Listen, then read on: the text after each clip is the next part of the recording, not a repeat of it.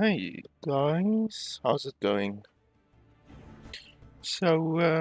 Today I'm going to do a stream of the new season of Last Epoch, which released like 2 days ago.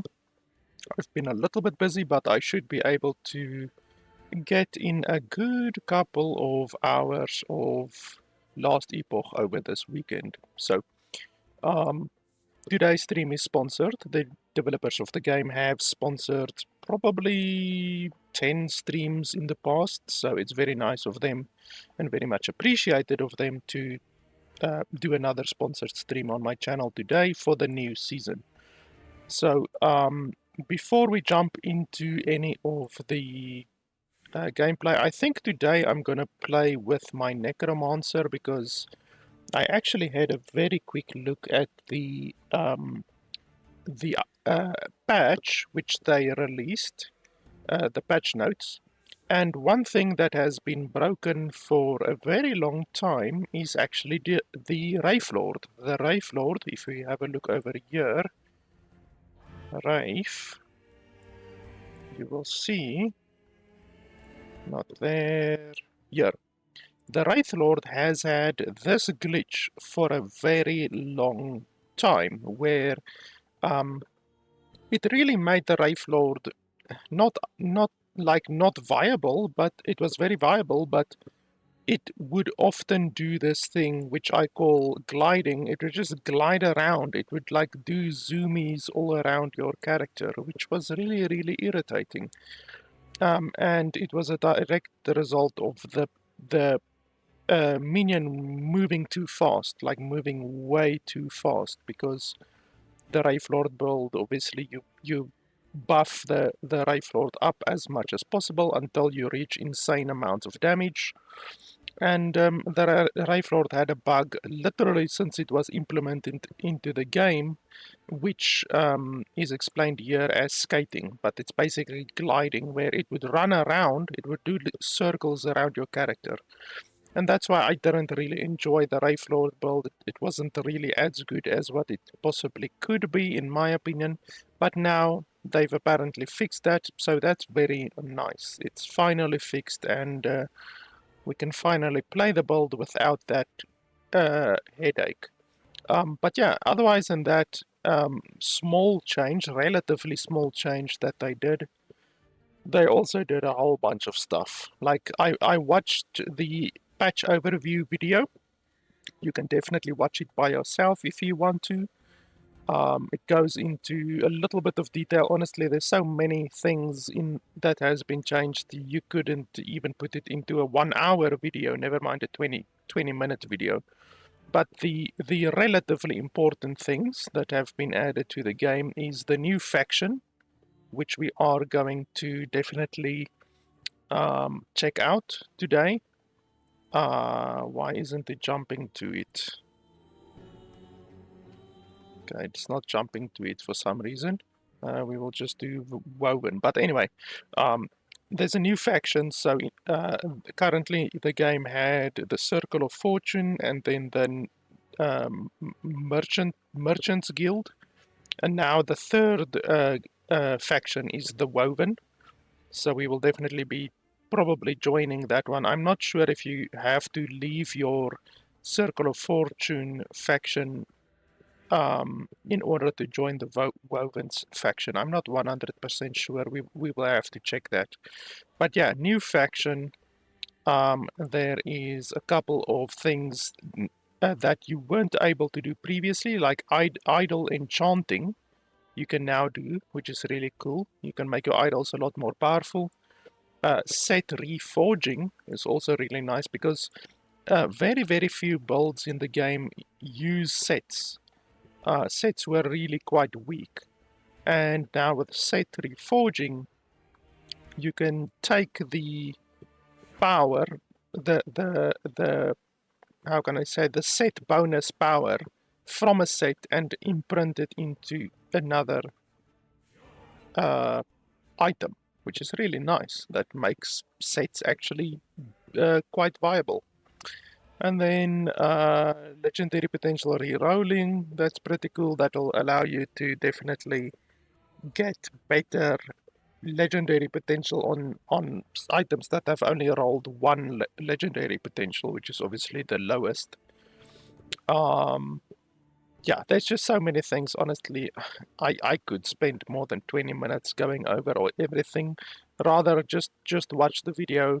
I have watched the video already, and yeah, there's so many new things. It's like really crazy. They did a bit of changes to monoliths. Arena specifically was changed. They did a bunch of class changes as well. Nothing too massive, even though the Sentinel was apparently changed quite a bit. They really changed a lot on the Sentinel. And then Ward as well. They put a bunch of new uniques into the game. Like, I think, how many did they say? I think they said something like 100 or something. I'm not sure. But they put a bunch of new uniques into the game as well, which obviously will unlock new build possibilities. And then they also did something over here apparently. Circle of Fortune. Let's see, because I'm currently part of the Circle of Fortune, so these changes will actually impact my game quite a bit. Added several prophecies for killing nemesises and champions. That's pretty cool. That wasn't in the game previously. New Weaver idol subtypes as possible prophecy rewards. So there's a bunch of Weaver idols which weren't in the game previously. That's pretty cool. They increased the chance to find prophecies by about 30%. That's pretty cool.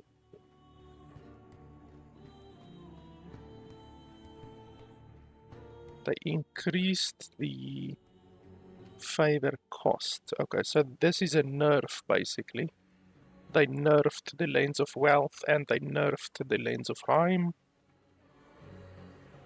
Then they did another increase there of about 30%. They increased this by 100%.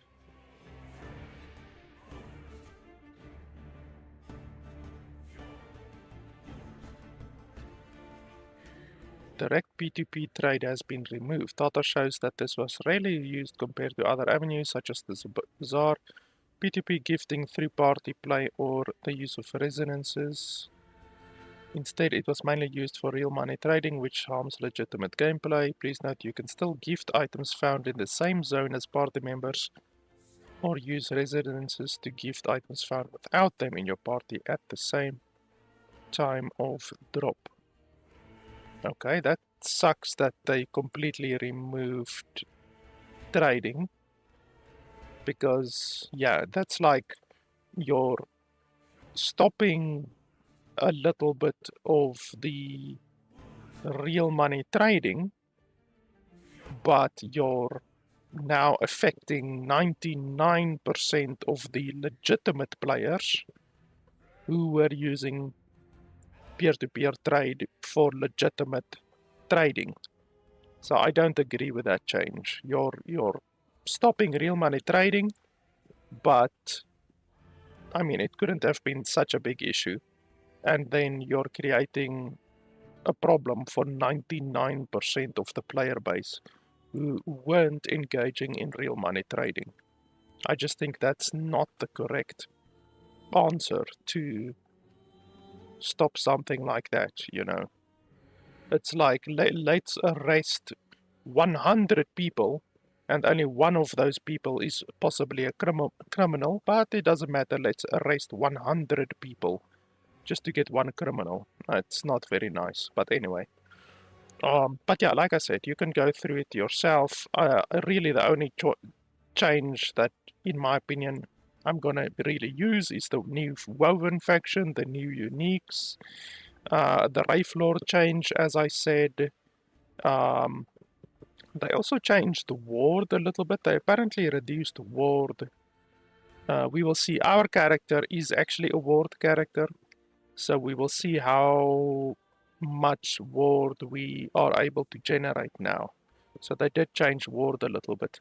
By the way, this stream, as I already said, is sponsored, and then you can also, there's new packs available on Steam. They are available, but they are also available on my Nexus store, and these are directly from the developer. You purchase these directly from the developer and you get them on Steam.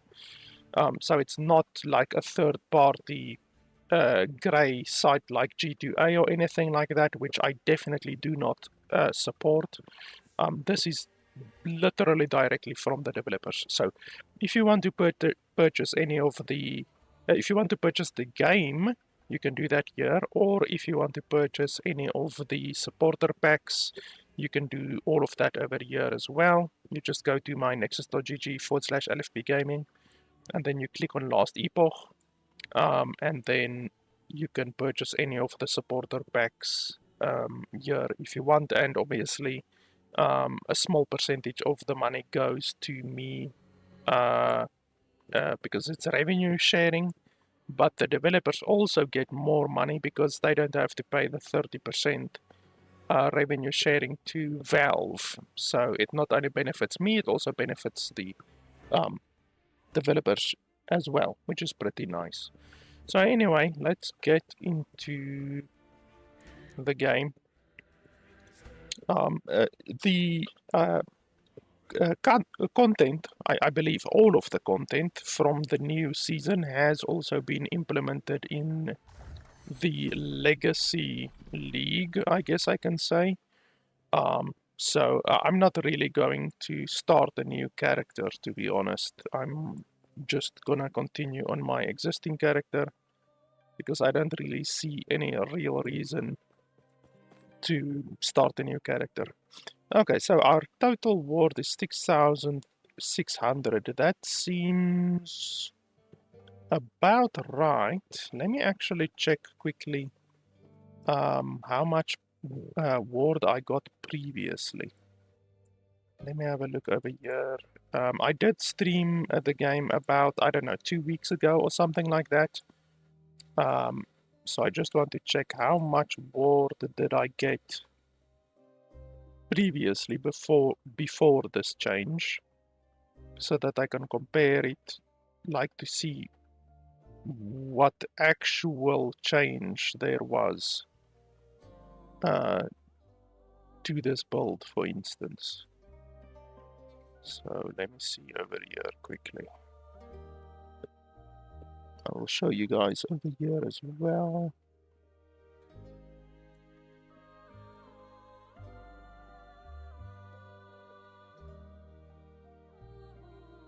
Let's see. Okay, why is it not showing up?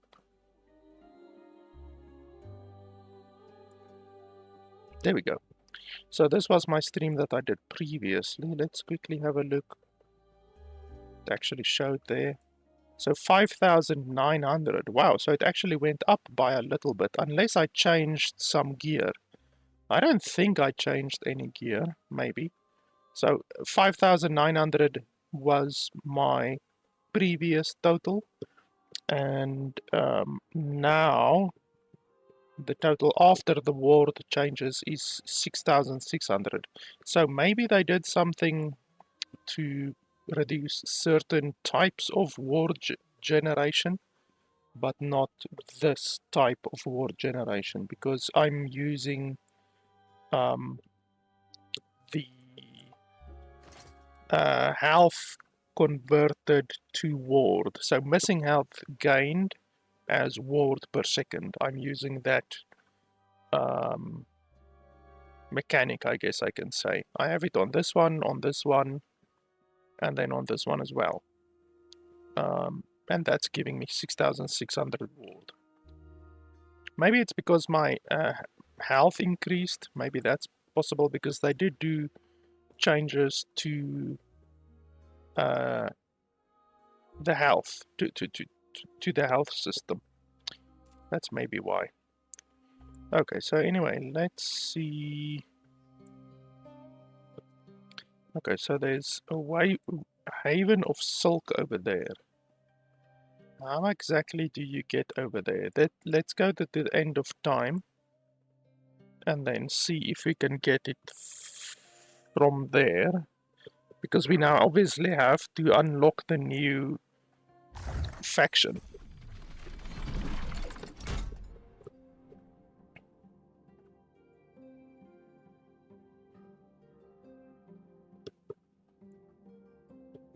By the way, I did also do a change on my streaming back end, I guess I can say. I changed my streaming from constant bitrate to variable bitrate. So I don't think it will be noticeable to you guys, but I was getting dropped frames previously on the constant bitrate. So let's see if the variable bitrate will be any different. This is another change that I did. So they changed the idols, many idols that were only giving percentage health increased. They changed that to give percentage health increased and endurance threshold. So maybe that is why I have more health now. So basically you don't get only increased health anymore on these idols, it's now increased health and endurance threshold.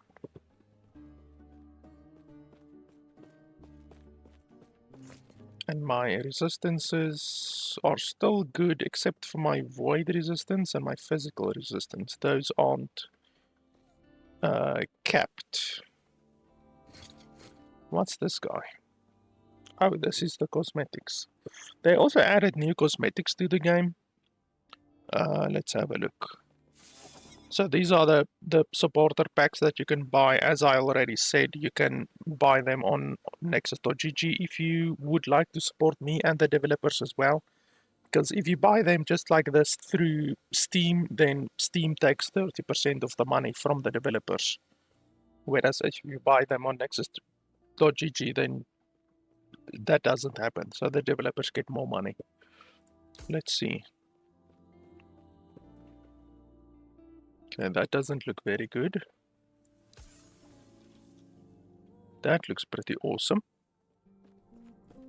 I don't really have many back attachments right now, I don't think. Let's see. So I have those. The back attachments. I have this one. Oh no, that's a portal. Where's the back attachments? Oh, over here. Okay. I don't think any of these really look amazing. Like, this one is okay, but it's not really fantastic. That one, yeah, it's okay, but not really amazing. I think those wings look really cool.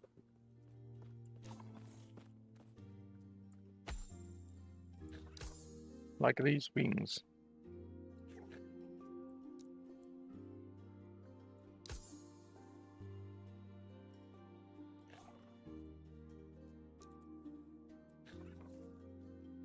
Let's see, back attachments.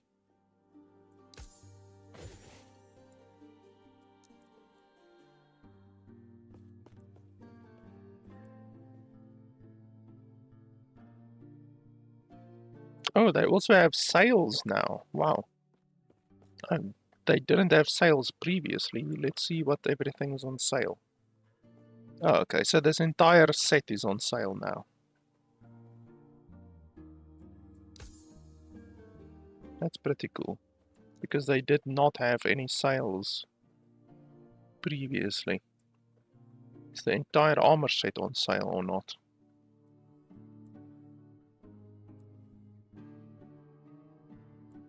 Because maybe they would allow you to purchase the entire armor set for cheaper, even cheaper than this.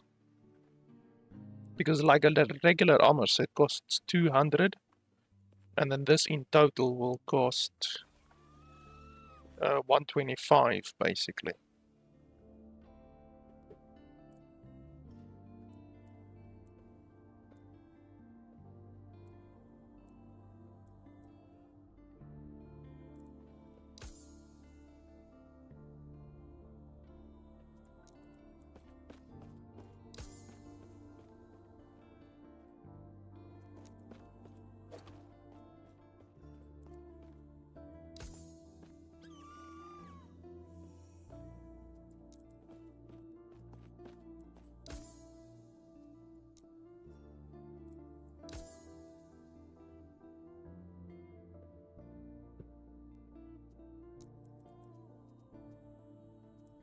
Okay, so they only have that on sale. I don't really like that armor set. This doesn't look terrible. We can maybe purchase this one, why not?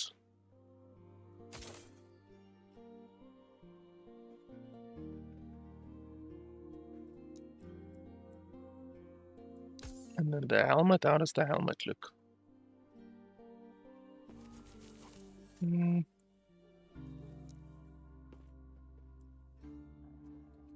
How does my current helmet look? That's the question.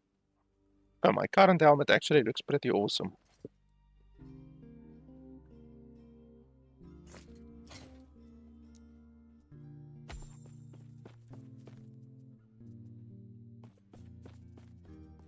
Okay, let's go back to back attachments.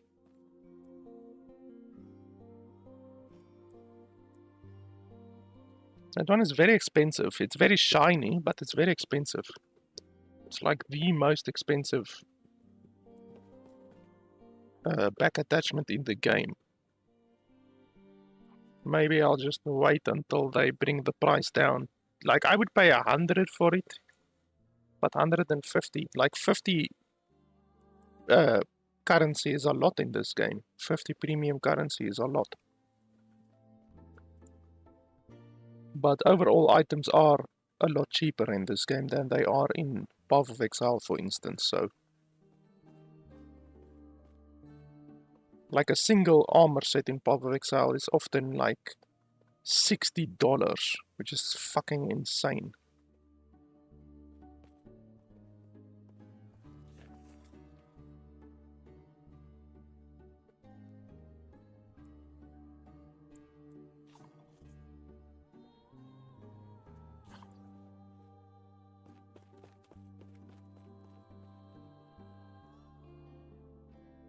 Evade.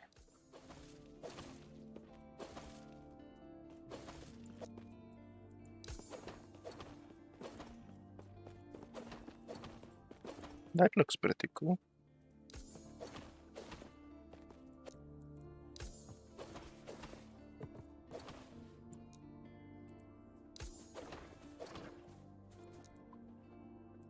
Yeah, this one is definitely the flashiest, this one. I would buy this one if it was on sale. The new weapons, oh, they have a couple of new weapons as well.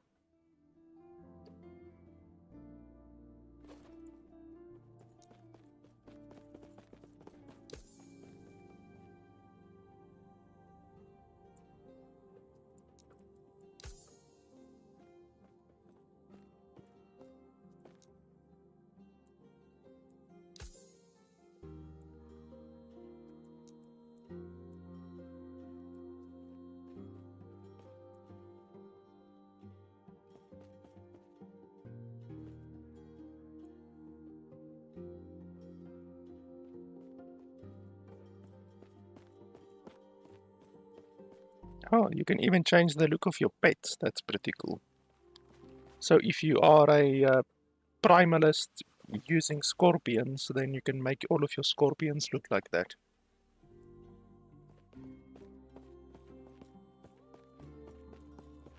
Dreadshade. Yeah, currently Dreadshade is just like a black thing hovering above them. But I actually like that.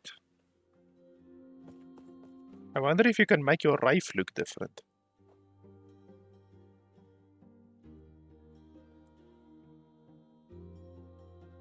If you could make your Wraith look different, then I would probably buy it. I would probably do it.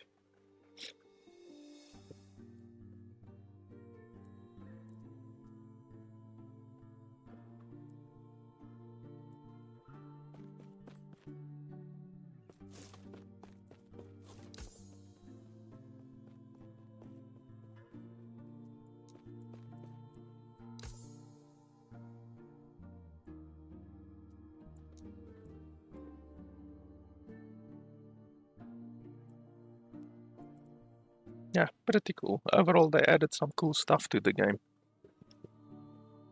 And it's cool that they now have sails. This is the first time ever that I've seen them having sails in the game.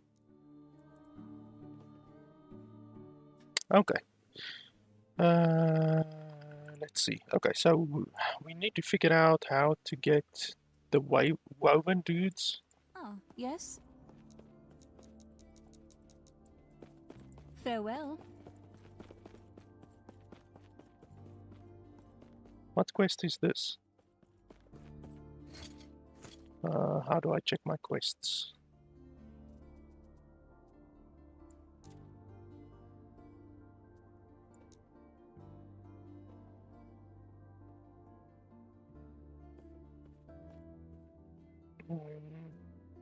Okay, well that's...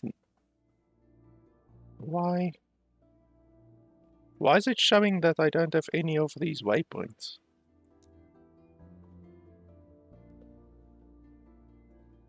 Like, obviously I do have those waypoints. I mean, I finished the game, so why don't I have those waypoints in specifically? Why is that? Let's go have a look.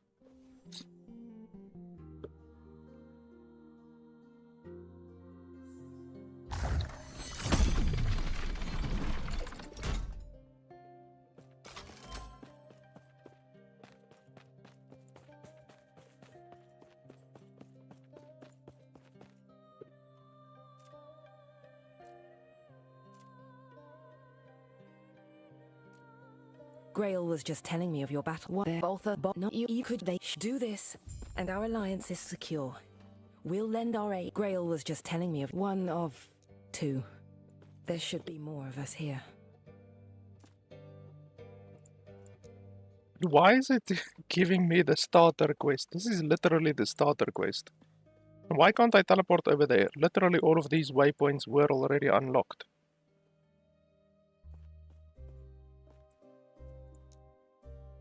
Well, it's saying that I will get 1 passive point if I do this quest, so that should not be possible because I already have all of the passive points. As you can see there at the bottom, I have 15 out of 15.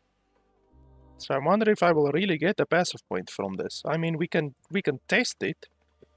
If we do get a passive point, then it's something that we definitely would have to report to the developers, because if there's some way for you to get extra passive points, that's obviously gonna be massively broken.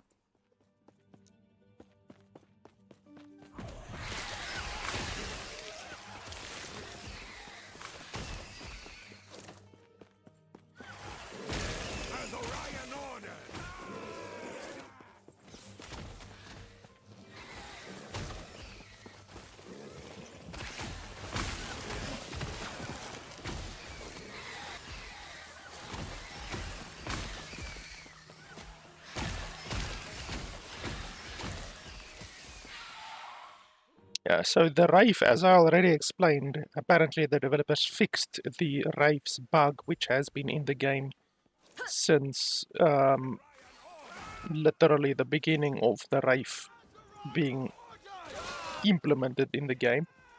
So now the Wraith shouldn't run around like a headless idiot anymore.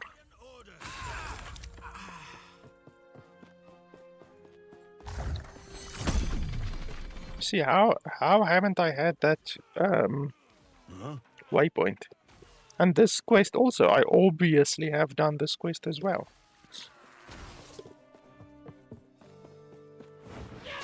I don't know how I'm allowed to do these quests again. But let's complete the quest and see what happens.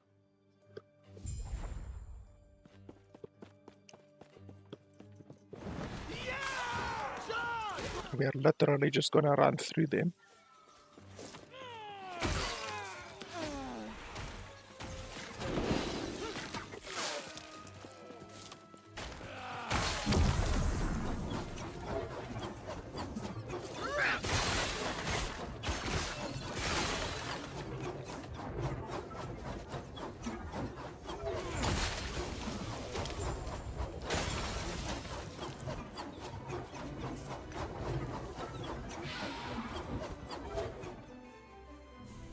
I also believe that they made it so that the reagents goes directly into your storage. So previously the reagents were here in your inventory, but now they go directly into your crafting material. So that's also a nice little change.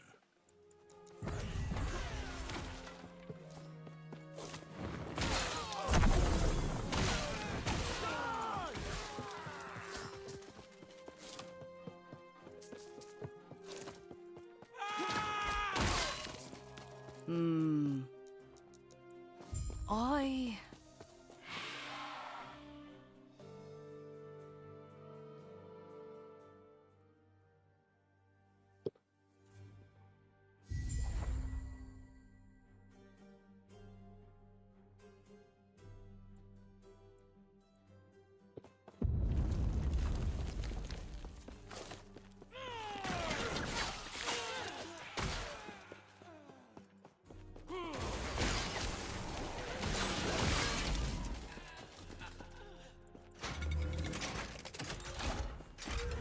This way!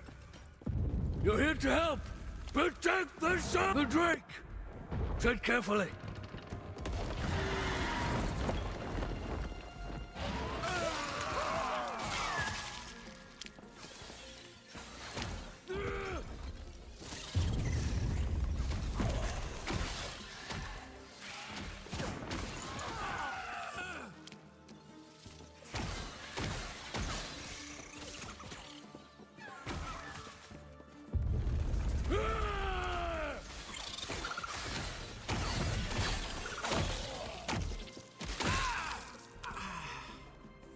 Note here, it isn't safe.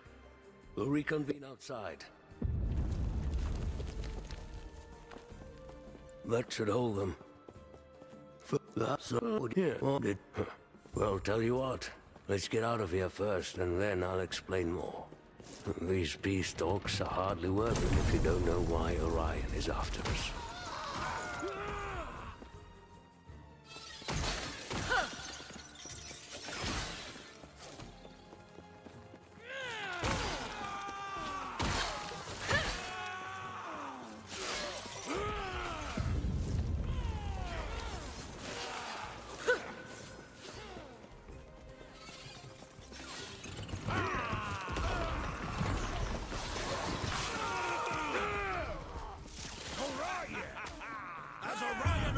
Where's my Wraithlord? Did he die? Maybe? I mean, I guess it's possible that he dies because he does get poisoned.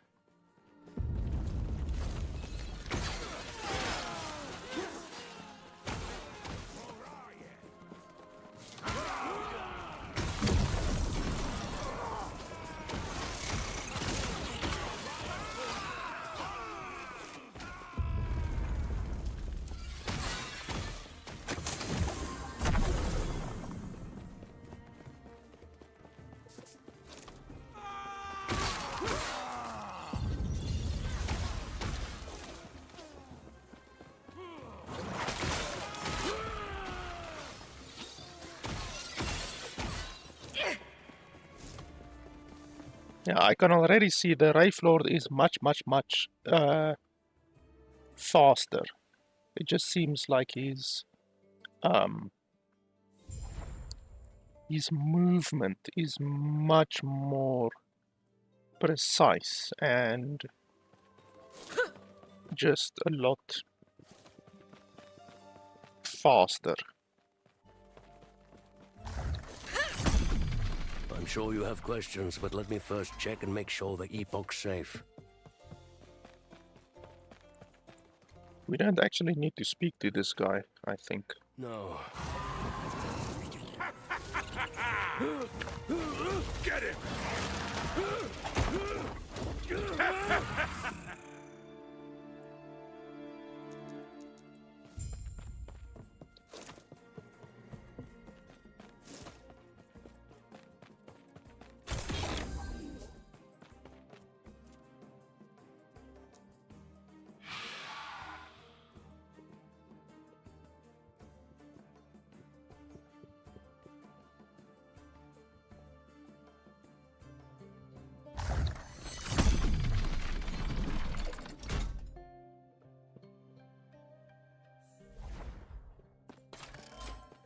A Terra's blessing.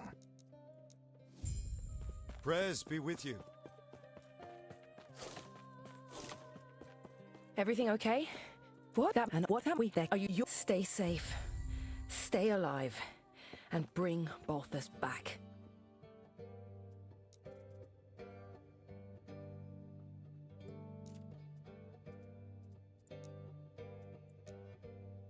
Okay, so I didn't actually get the skill point. It said I would get the skill point, but I didn't actually get the skill point. I still don't understand how I'm able to redo these quests, and then also why don't I have these waypoints? I have all of the other waypoints, but I literally don't have these waypoints which I had previously. So anyway, that's just a little bug. I still haven't figured out how to get access to those guys. The Haven of Silk.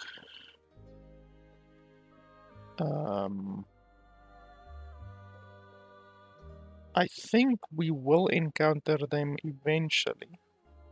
Let me quickly check the patch notes that we looked at previously. I just want to see, is there a way, like, do they tell you how to unlock it? Just 1 second.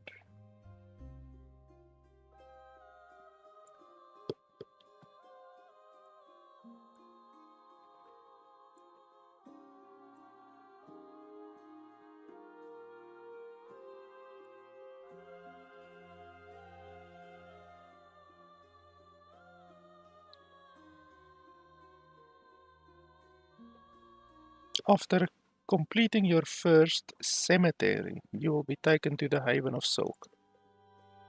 Okay. Cemeteries of the Erased. You will also find cemeteries of the Erased, a new echo type.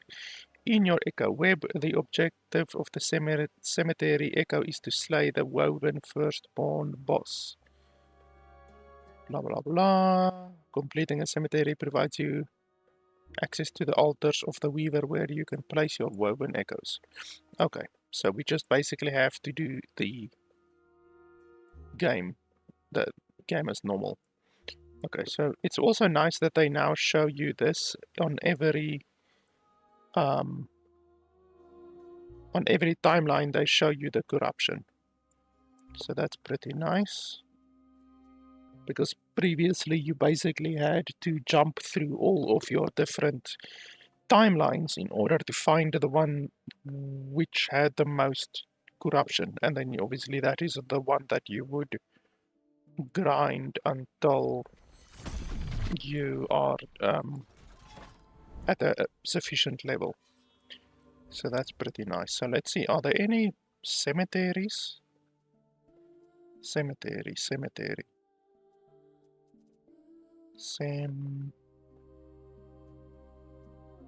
Okay, I don't see any cemeteries. Okay, so we're just basically gonna do them as normal.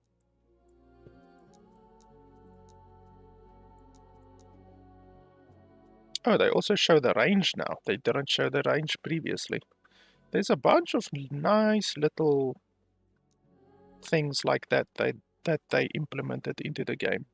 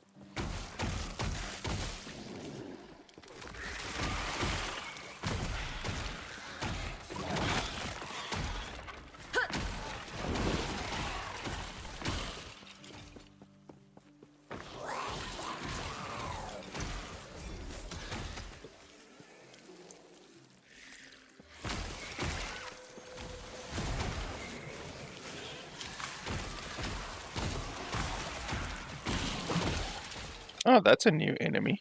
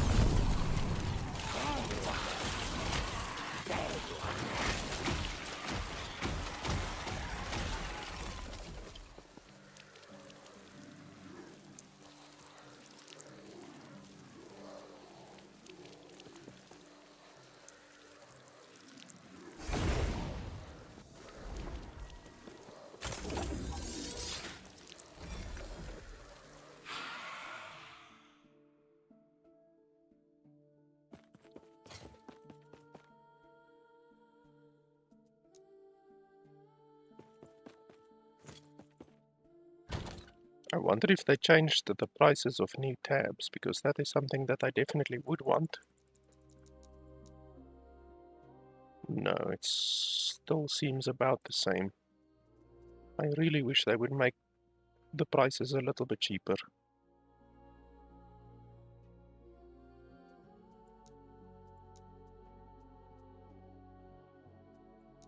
Let me see, do I have any really weak stuff?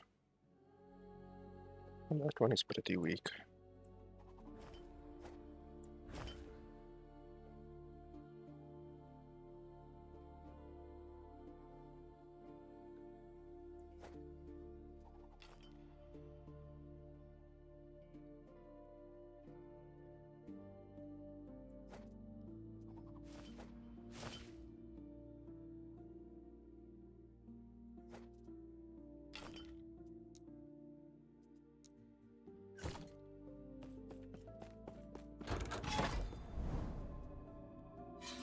Okay, let's see, are there any cemeteries? How do you see Sem? Nope. Don't see any cemeteries. Perhaps I have to reset this one before we will be able to see any cemeteries, maybe.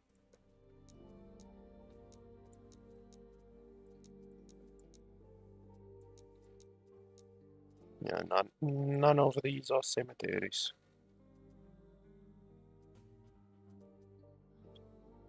I actually need to go get some more prophecies. I don't have hardly any prophecies currently. So let's do that quickly.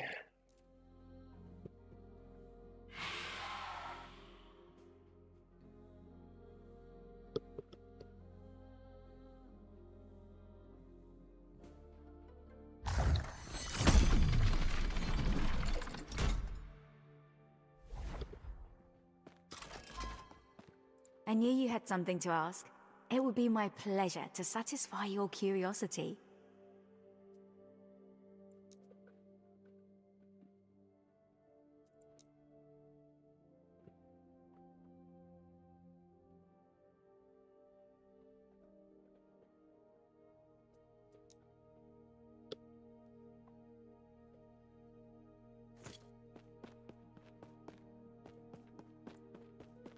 Have you unveiled an intriguing prophecy?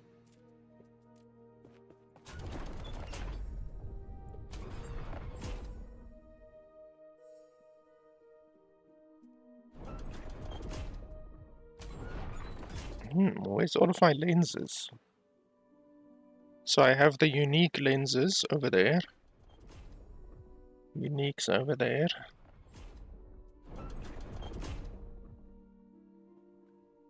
Chance, affix, prophecies. Now we need to get more uniques. I knew you had something to ask. It would be my pleasure to satisfy your curiosity.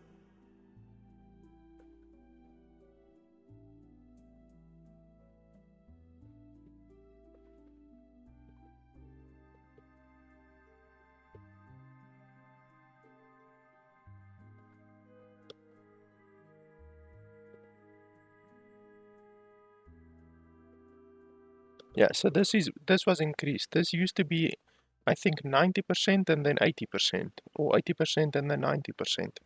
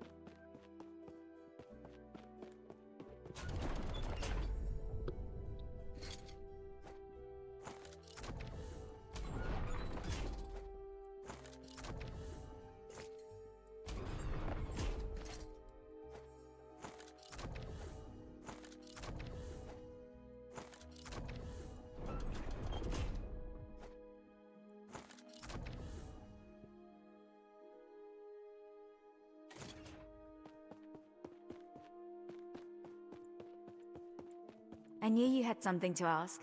It would be my pleasure to satisfy your curiosity.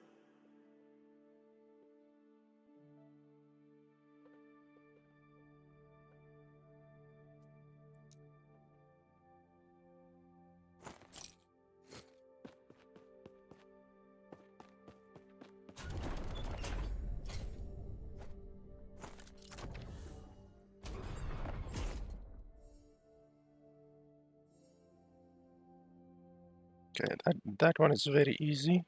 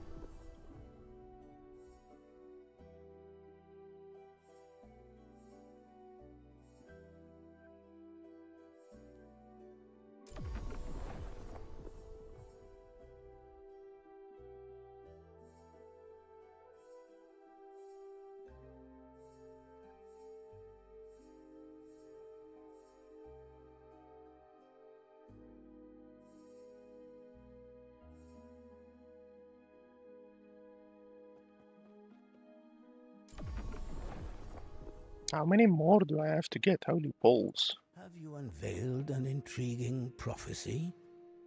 Okay, about fucking 15 more.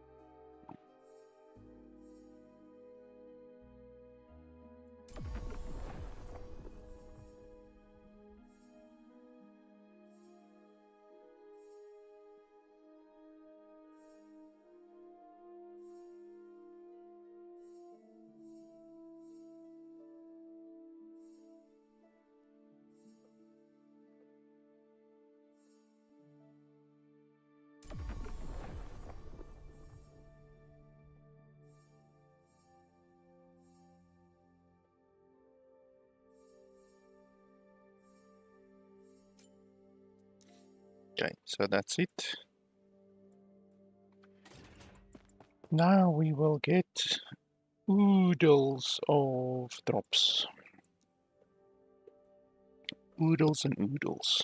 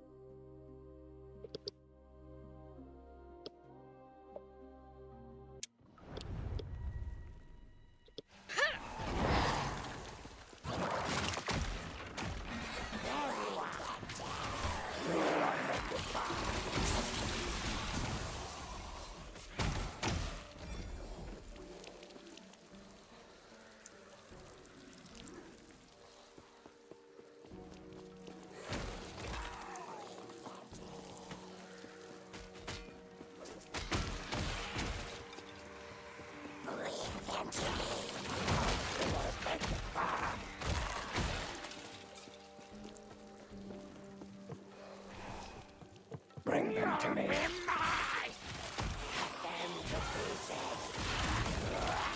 Holy schmoly. Okay. Well, that's what we want, I guess.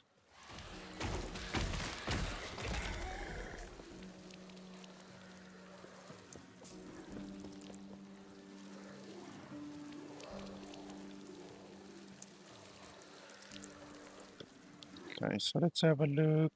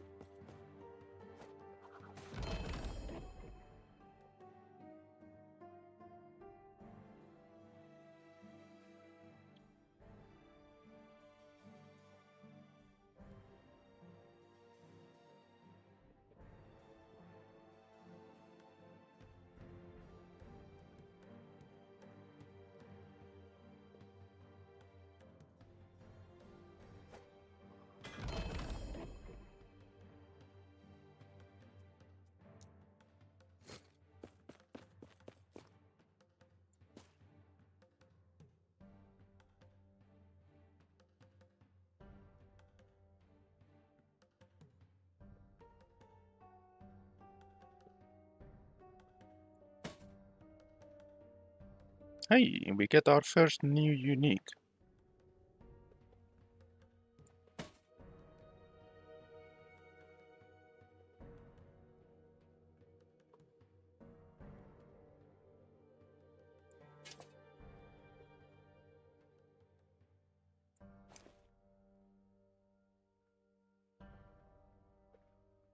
There's another new unique. Haven't seen that one before.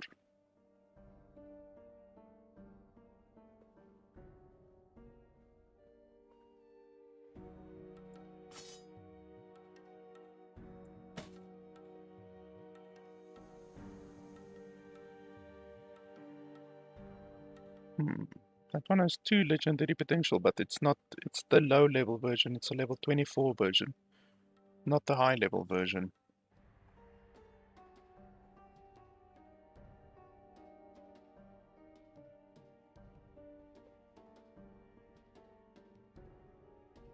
That one's rolls are not terrible. It's 1 legendary potential. There's another one of those.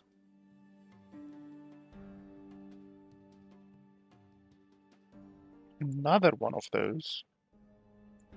2 legendary potential on that one is fantastic. Another one of those, holy balls. These ones must be very common.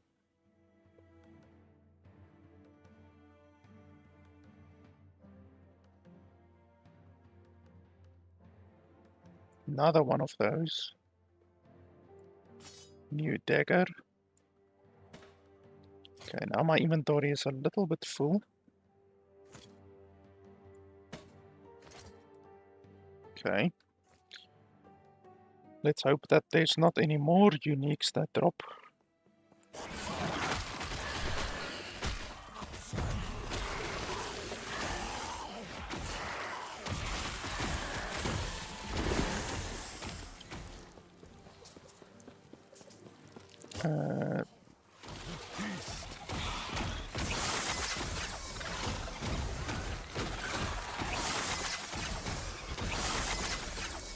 Okay. Holy balls.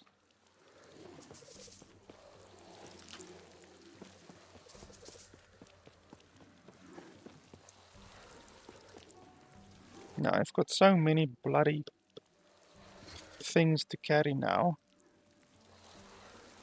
I don't know why they don't allow you to have a bigger inventory or to send stuff back, you know, back to the base. Like, we can't do anything here, correct? I don't think you can do anything here.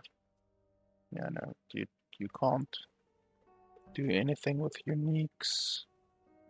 There's no way to send them back. It really sucks. Now, I would like to sell all of these because I actually do need money. But we're not gonna be able to do that really.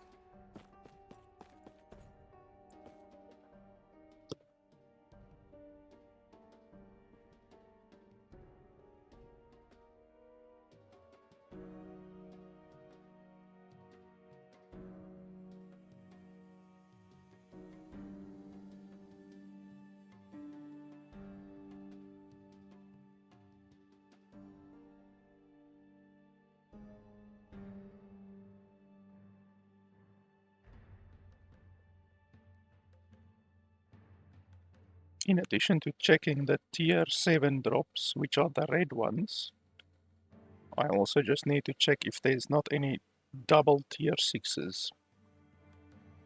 Because double tier 6s are always nice.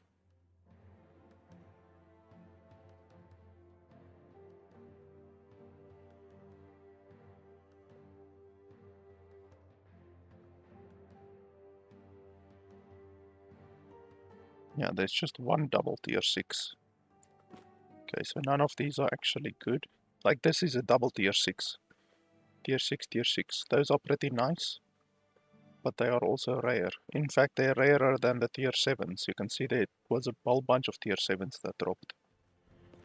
Okay, so now I need to go in here and then I definitely fucking am gonna get overwhelmed by gear. But what can you do, really? We could go out, just leave, but then we can't come back. I hate the fact that you can't come back. It's really irritating.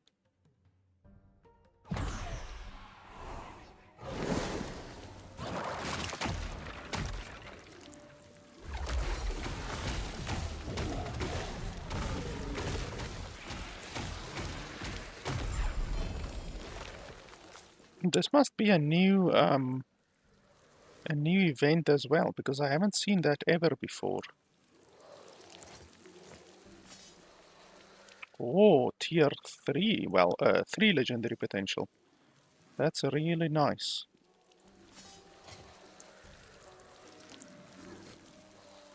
Okay, now my bloody inventory is really full.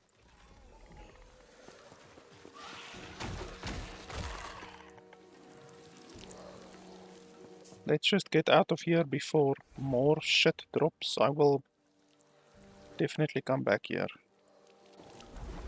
But for now, I just have too many bloody items. Some of these I want to sell.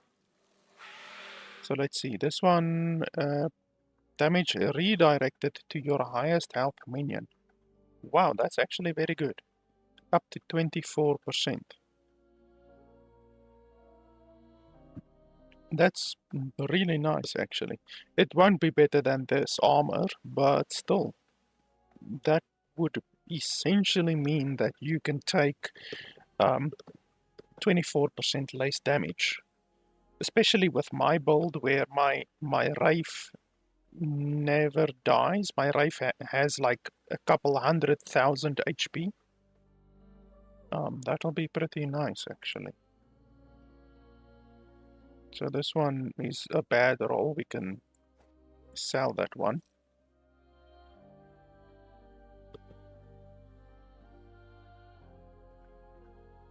This one has 1 legendary potential, and it actually did roll pretty well. But the increased healing effectiveness is really terrible.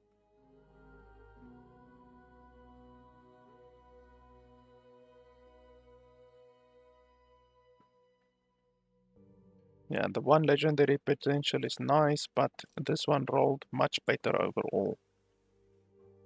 And then I've got a bunch of these. I actually do use these, or at least I want to use these. Like this one with 2 legendary potential is really nice.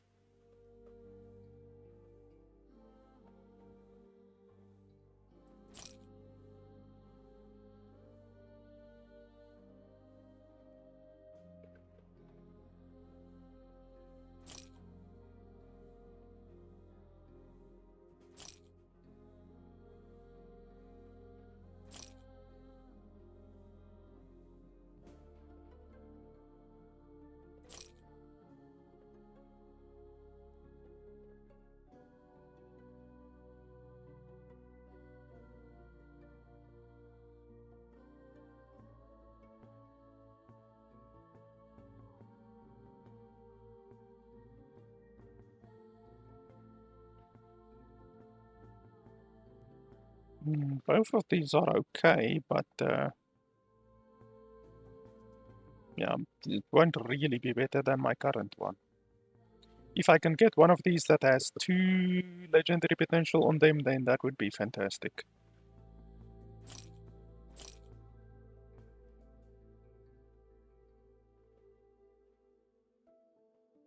Okay, this one has 3 legendary potential. That's very nice.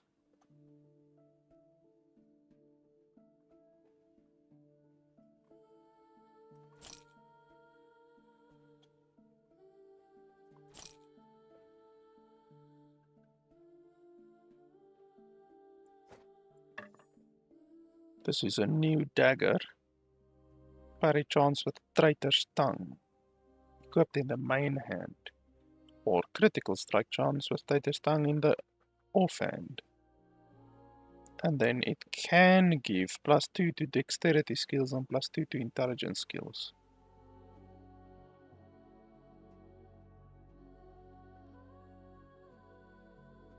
Certainly an interesting dagger.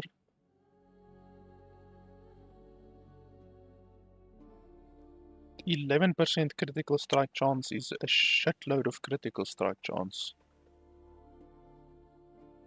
Like for a low level build, this is a very good dagger.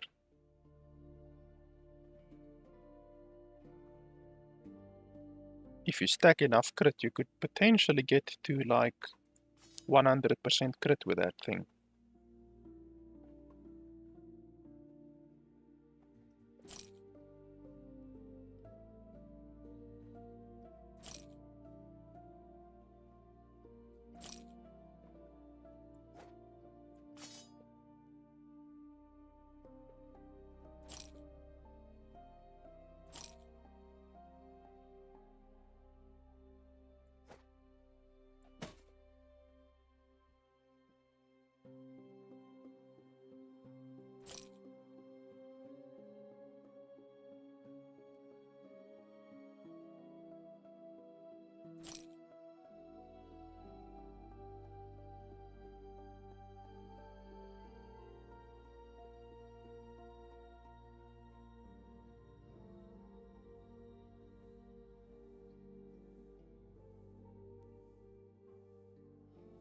And then this is also a new helmet.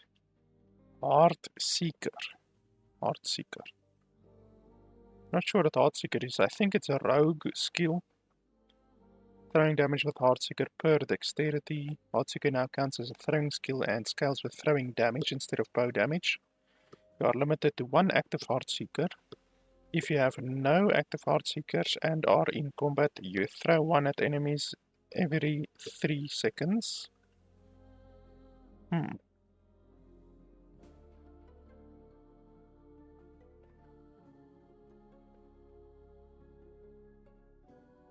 Interesting. I think Heartseeker is a rogue skill. Not sure.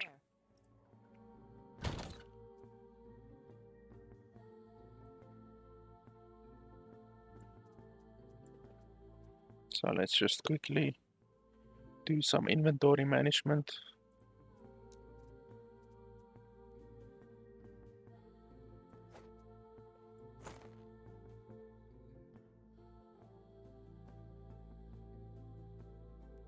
Okay, the one on the left is much better.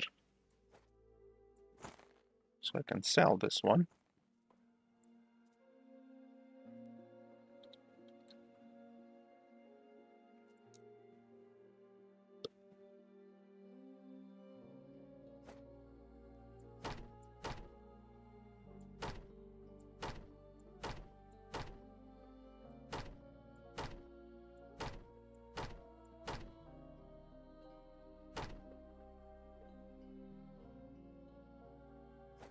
Can sell that one as well.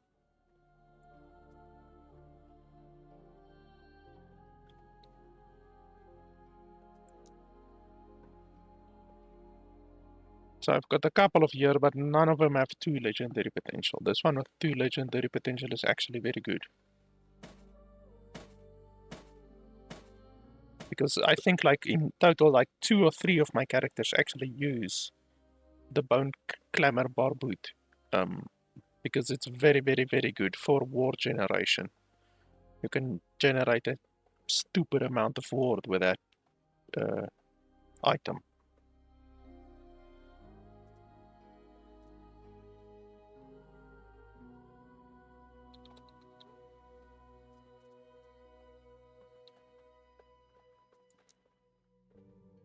And this one has 2 legendary potential. Okay, all of these also have 2 legendary potential.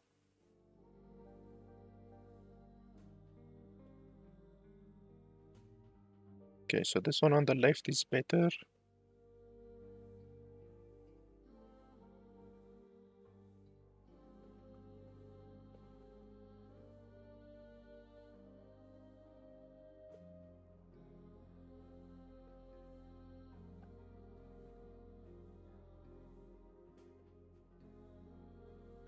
This one is not so good.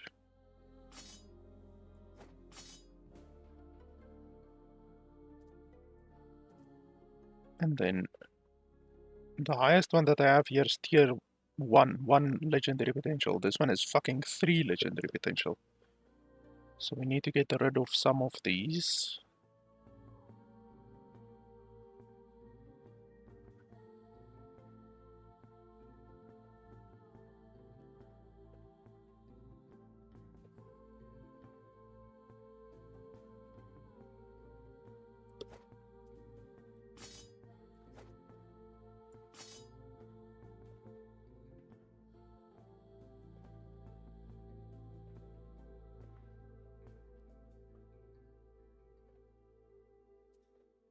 Okay, and then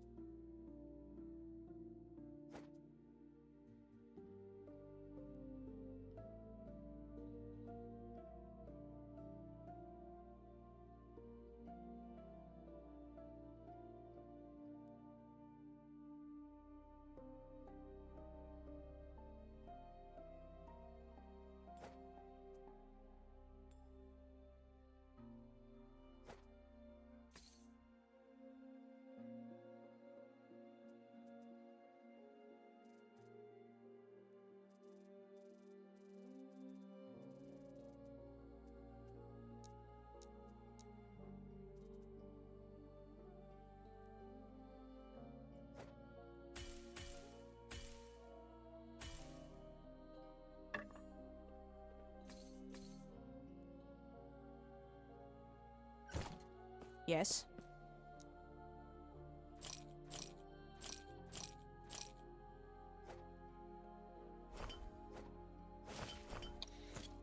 Okay, now we can go again.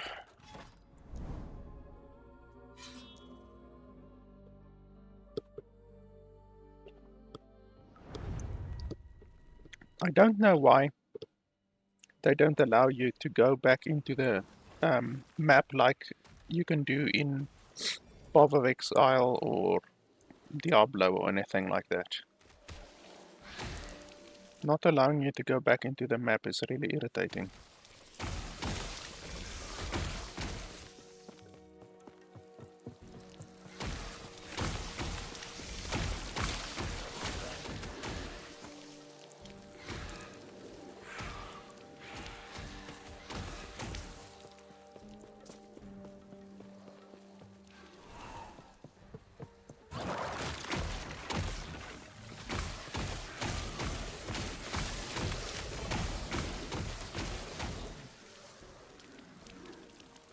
That is a lot of mana. Holy schmoly.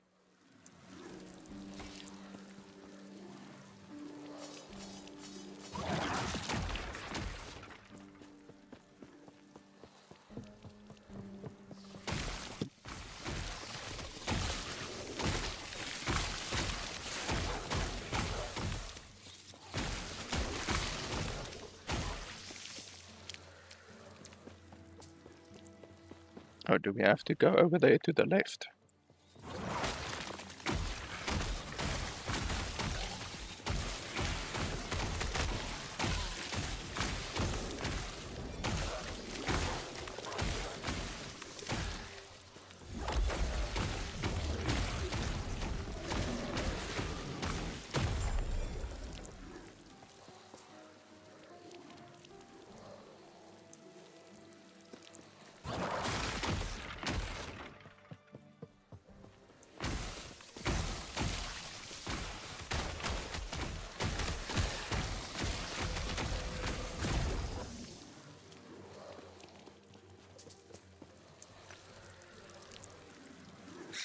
I also want to see something now that this other bug is fixed in the behavior of this dude. We can actually make him faster because I on purpose made him slower previously. Where was that?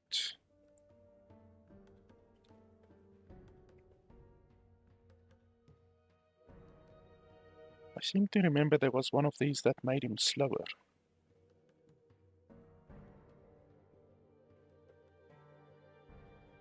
Or was it this one?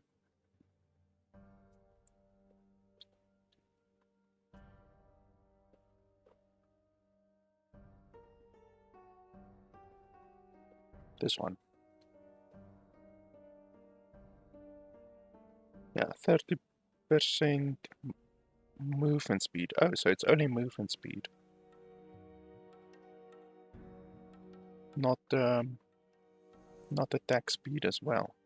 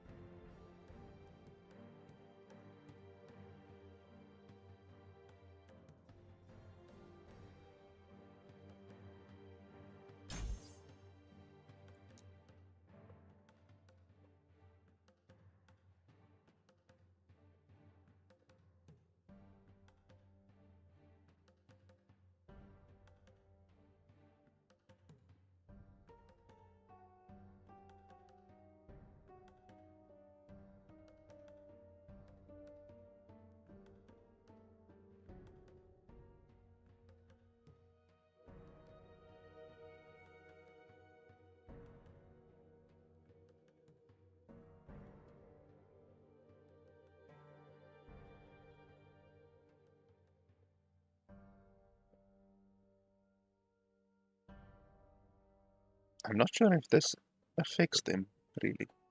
I think this one will be better.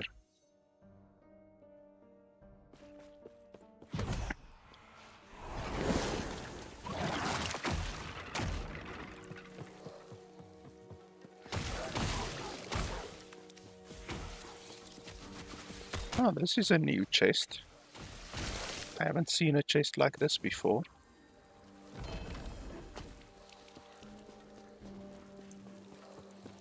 Wonder why it's purple.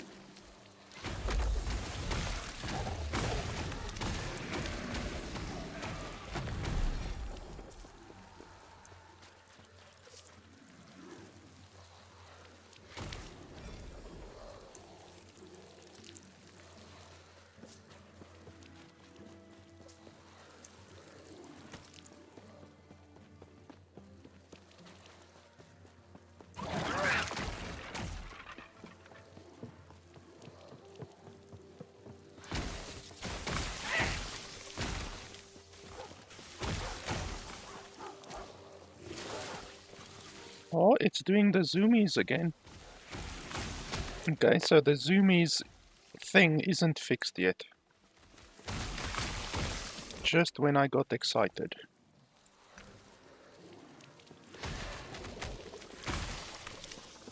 I mean, the zoomies thing is better so far. That's the first time that the Wraithlord has done zoomies in like an hour.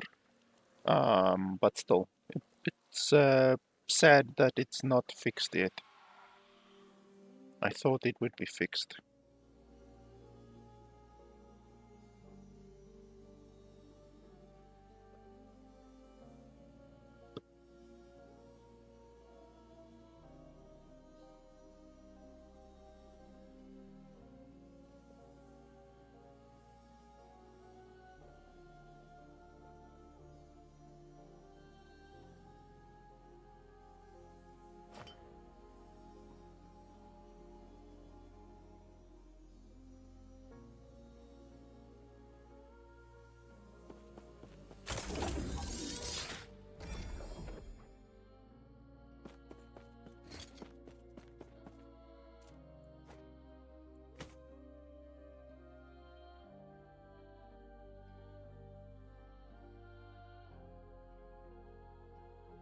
I would probably use this if this wasn't tier 5 damage reflected, because tier 5 damage reflected is useless. Then I might have used that.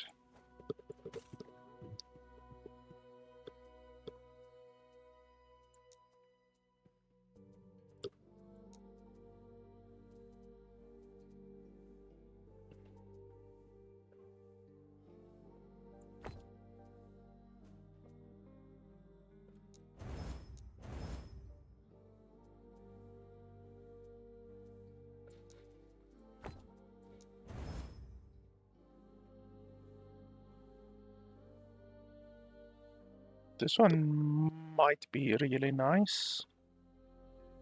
We are gonna keep that one.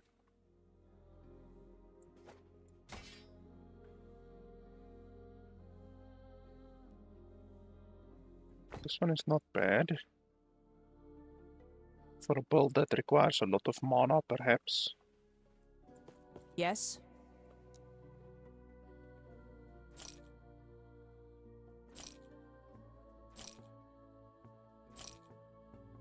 Take care.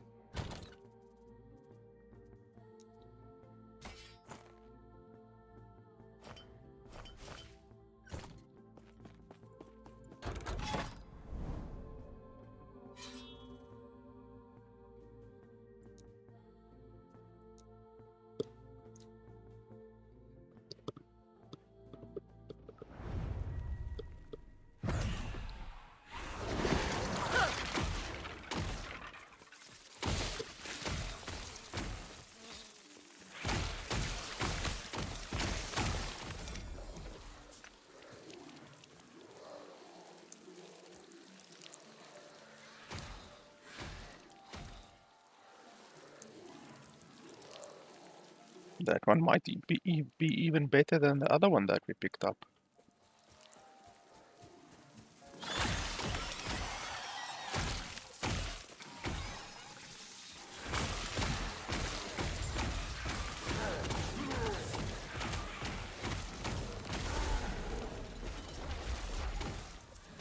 Oh, that's interesting. That's also a new mechanic. I cannot be contained! You can absolutely be contained. The judges will find you.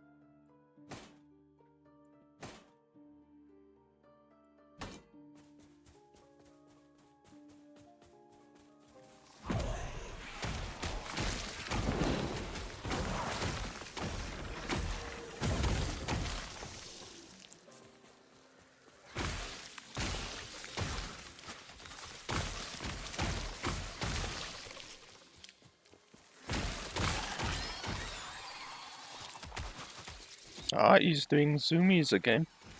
There for like 2 or 3 seconds he didn't do any attacking. Because he was busy doing zoomies.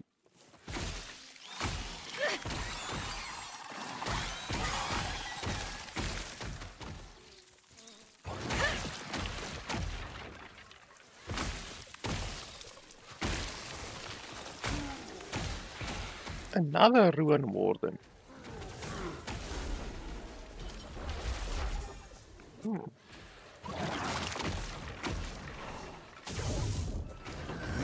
My brilliance is unequaled! Just attack. Attack, motherfucker. So what was that? Please restart download. CDT, all players who have not updated will be disconnected. 9:45 CDT. What the fuck is CDT? Why don't you just show the time in the time of the player?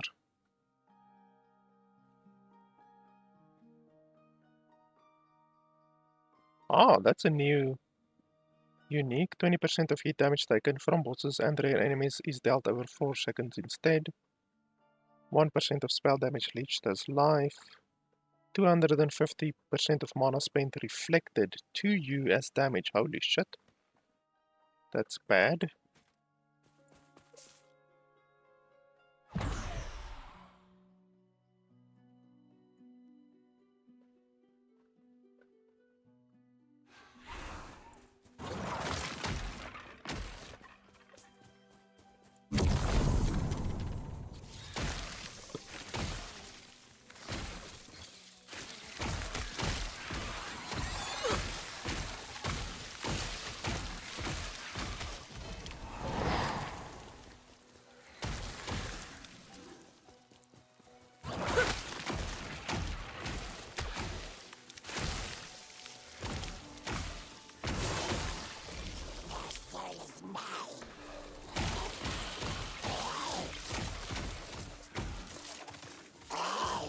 Stop doing zoomies, just attack.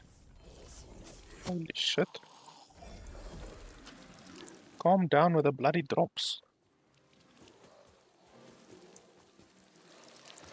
Now once again I will have to leave a lot of loot behind.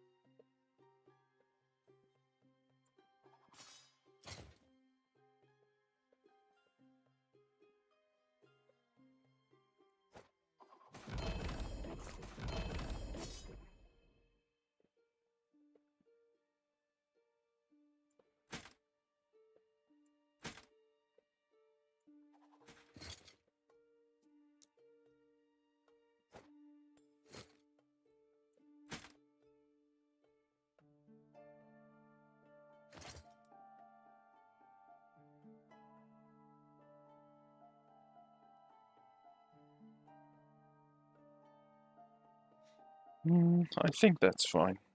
It's not gonna get much better than that.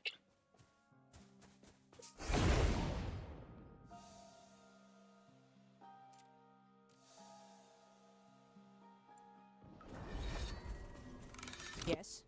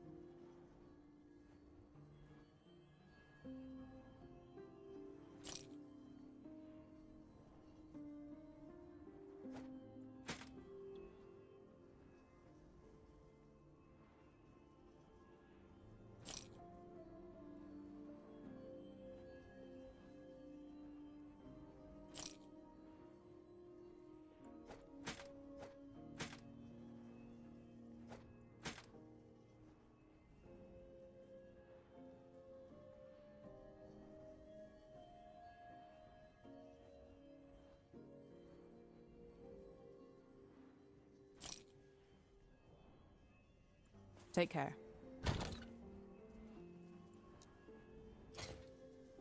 So these ones I already have a 2 and a 1.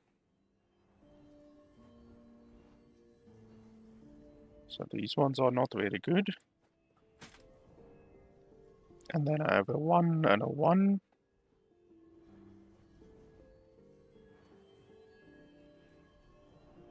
My current ones are better.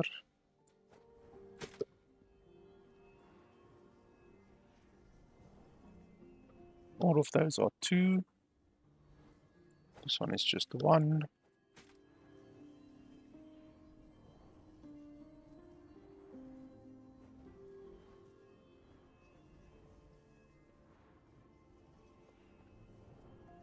This one is also bad. And then this one we're gonna keep because I've never gotten this one before.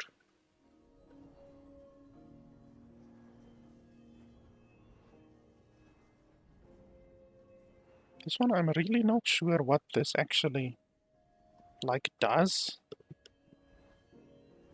It's a very strange item that I never really figured out if it has the potential to be good or not.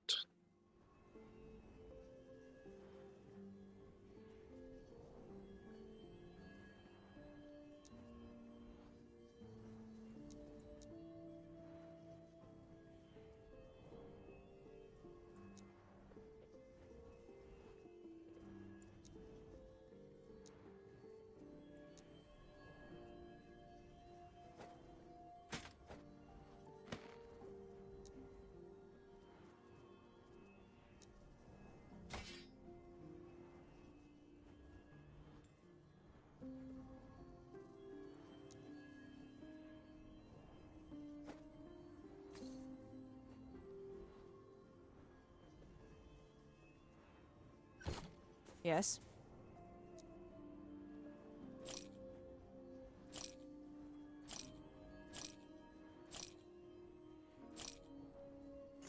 Take care.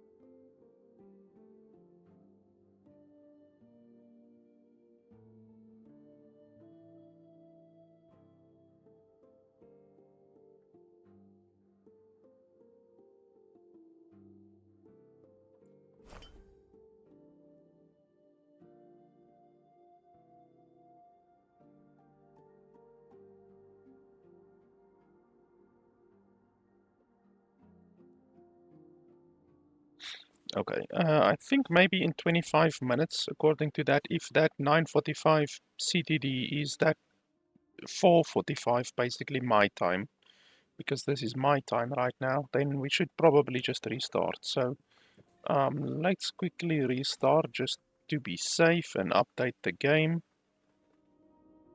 because I don't want to be in the middle of a run and then have the game restart, you know.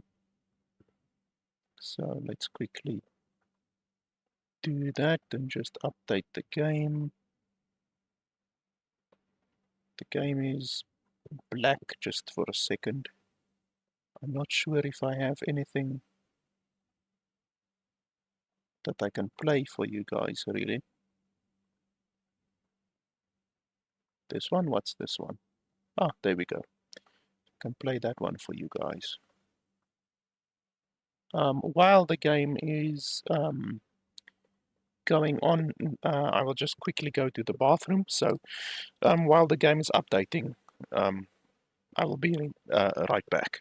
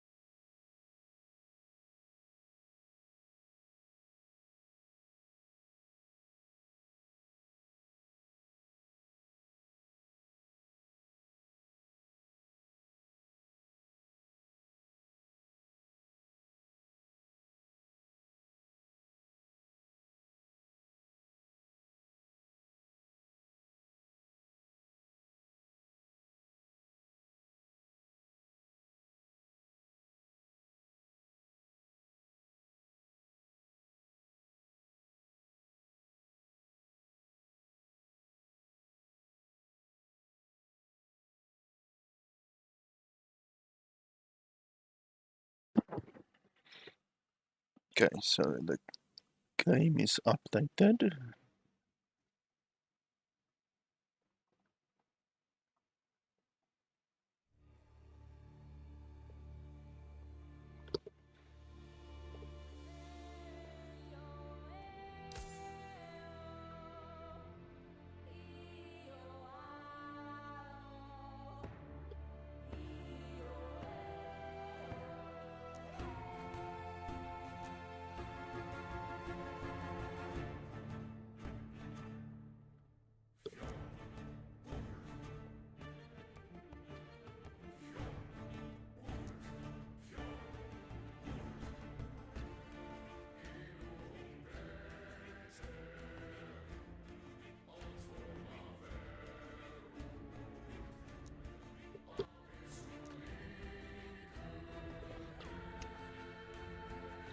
I will probably be streaming for maybe another 2 hours or so.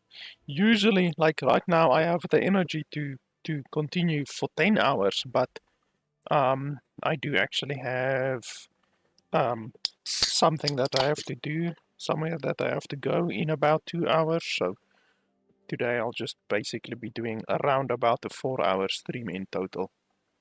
But yeah, as I said, I will definitely be doing about 20 hours in total over the weekend.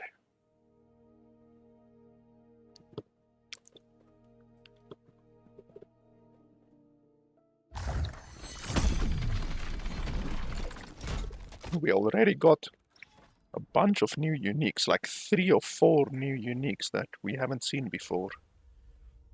So that's pretty good.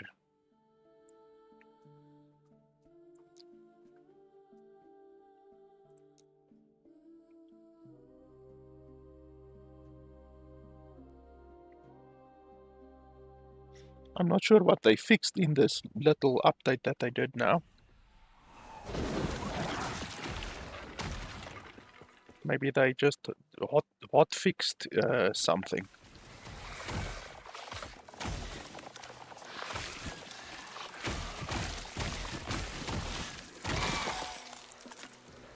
Okay, I think this is the woven thing, maybe.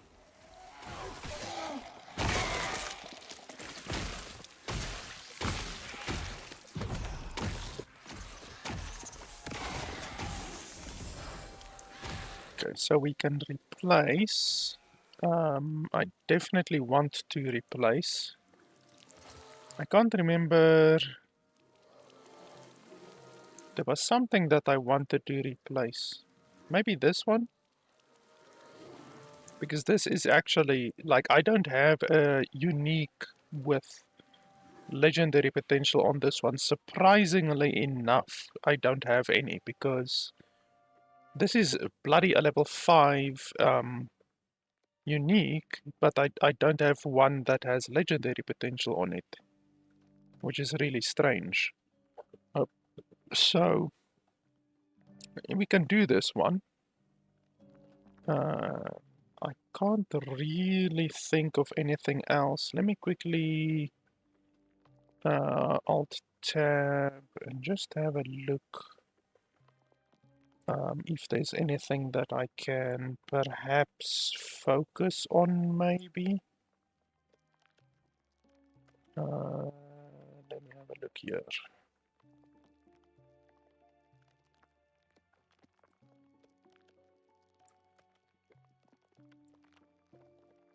Just 1 second, I'm doing stuff here in the background.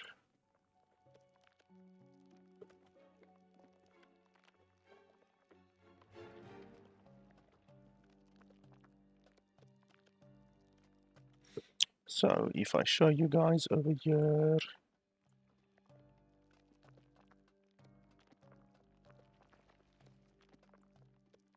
so I've obviously been following my own build for over a year or so, but since I haven't been playing the game a whole lot recently, I found this guy's build, and I'm just more or less looking at advice that this guy has to offer. So right now, the only real difference is that he's using this amulet, which I'm not using. And otherwise than that, all of my gear is pretty much the same. On this one, he got minion spell damage and then minion necrotic penetration, both of which will be pretty nice. Otherwise than that, his gear is the same as my gear, really. And he stacked a bunch of intelligence. He's got 134 intelligence, which is insane. My current intelligence, if we have a look, is 50. So I've got like almost 30% the intelligence that that guy has. I'm not sure why he's stacking so much intelligence. I'm not sure what intelligence gives really. In relation to our skills, like if we do a search here, intelligence, Like, I'm not sure if there's any benefit from our passives that we get based on how much intelligence we have. I don't think so. Like this, you gain additional mana per point of intelligence. Yeah, sure. You know, you will get a lot of mana, but that doesn't help us. We don't gain any benefit from mana. And then here, word per second while channeling, but we don't channel. We don't have any channeling skills. So it definitely won't be that. Nothing there. Nothing there.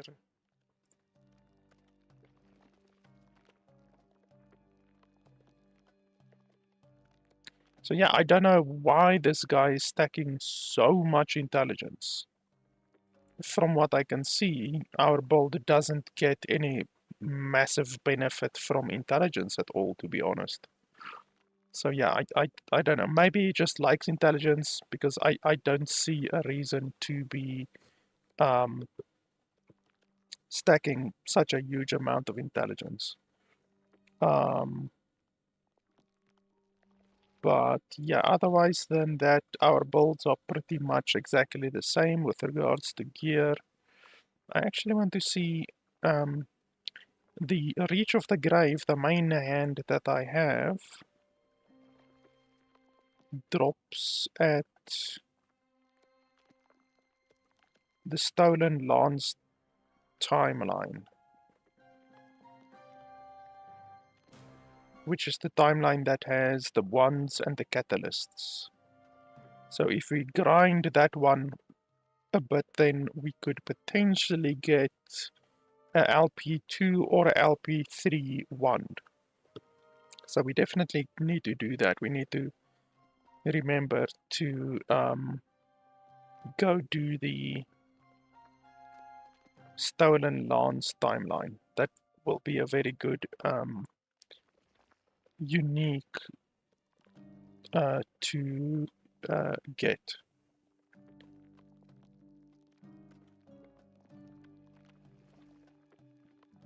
So yeah, but yeah, otherwise than that, I don't really think, like, I don't want to place a level 5 fucking item into the egg. I don't want to do that. That's a waste in my opinion. So let's see. Replace. If you look at all of my uniques, I remember I set aside some uniques somewhere.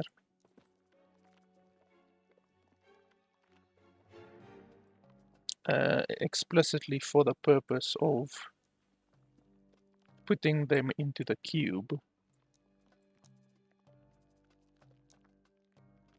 Was it these ones? No, it wasn't these ones. These ones I still want to take to Jura. Something like this I can definitely put into the cube. That'll be nice.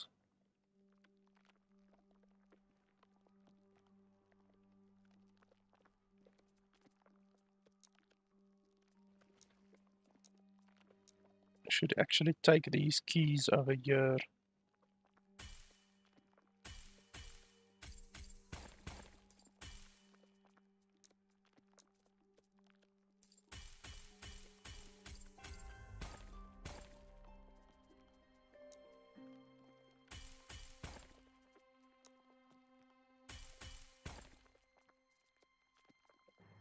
Okay, so you obviously want to take as high as possible level items to put into the egg. Low level items won't get as much of a benefit from the egg as high level items. So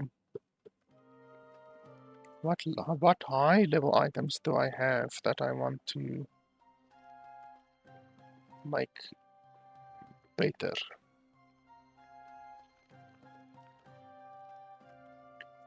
Can we do for 0 legend? No. We can't do a search for 0 legendary potential.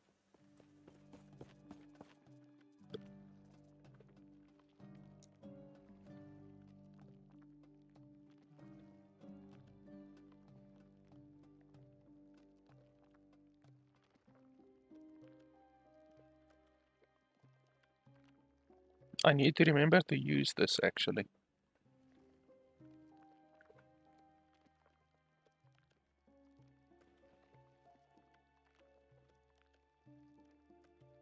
So I have one of these amulets, but I also actually have one on my other character that is better than this one.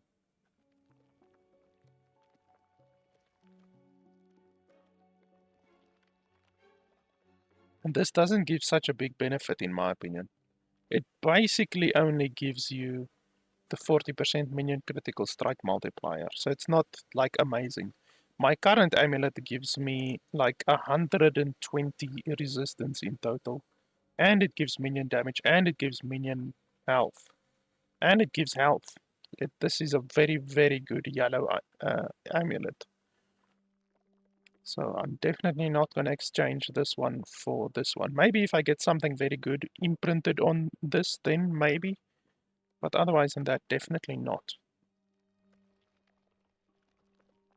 So I don't think there's really any particularly good rings or amulets that I would want to take.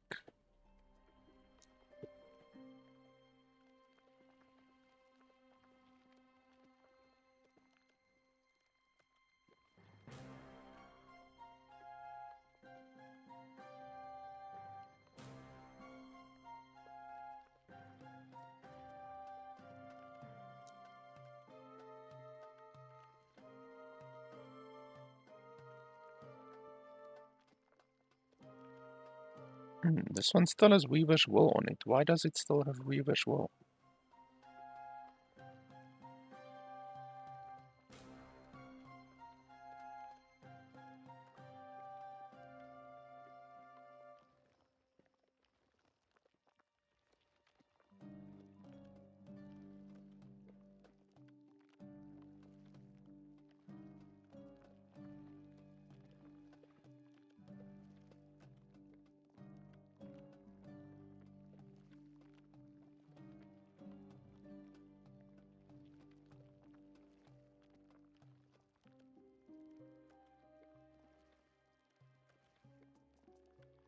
Something like this cannot get legendary potential on its own. So something like this, for instance, is something that you would potentially want to put into the egg. This one we could also put into the egg potentially. This one is nice. It's a pretty high level item. It didn't roll very good though. In fact, it rolled really badly. So I definitely won't be using that one.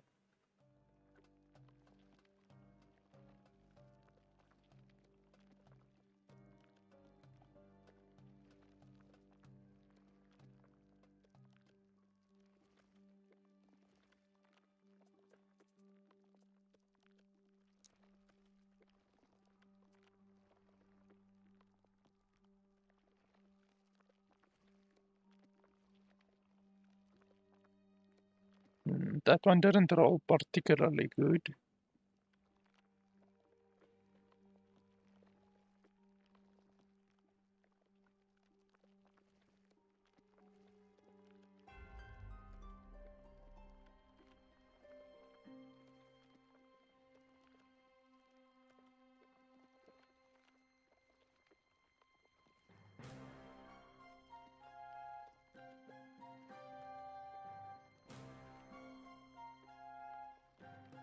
This is something that you could potentially put in there.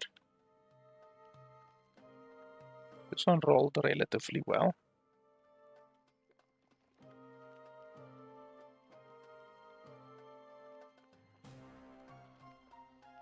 Yeah, we can maybe take this one.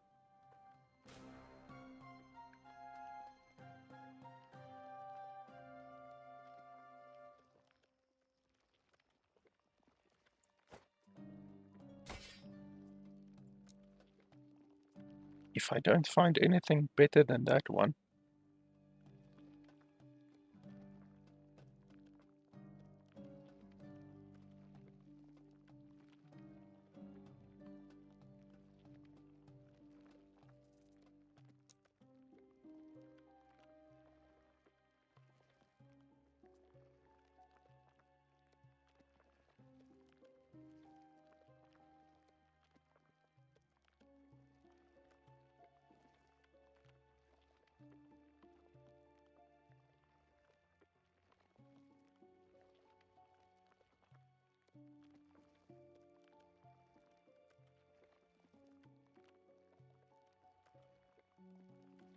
This one might be pretty good as well. Level 75 item.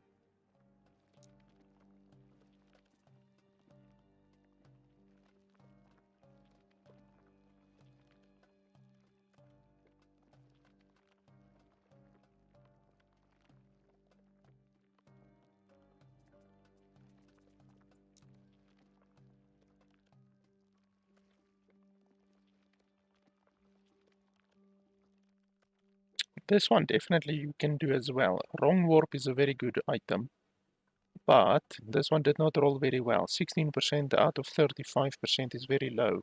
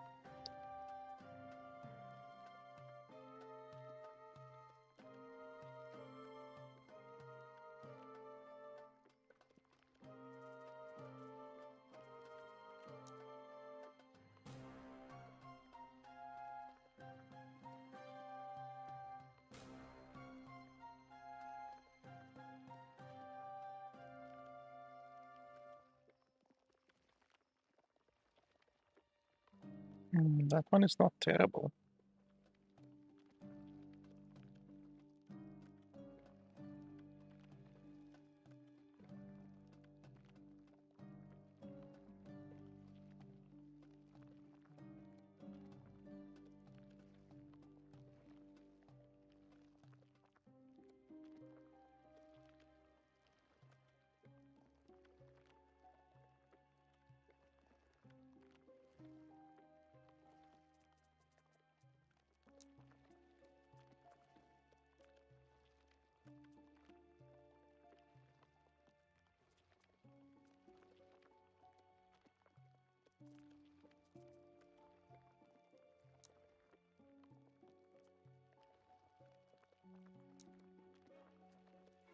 Yeah, I think we can just go with this one. Can't really see any better item currently. I think that's fine.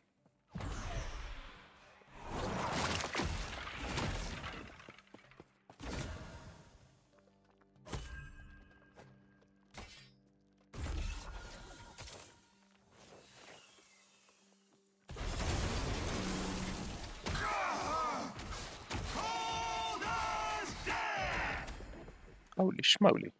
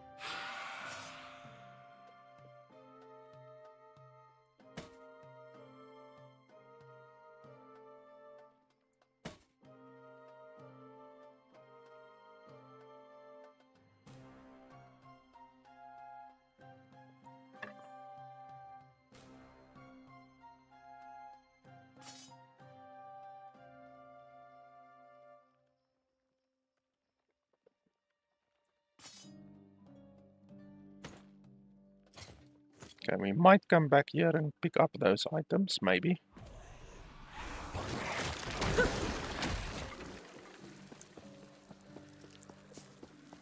Is this the woven place, or what?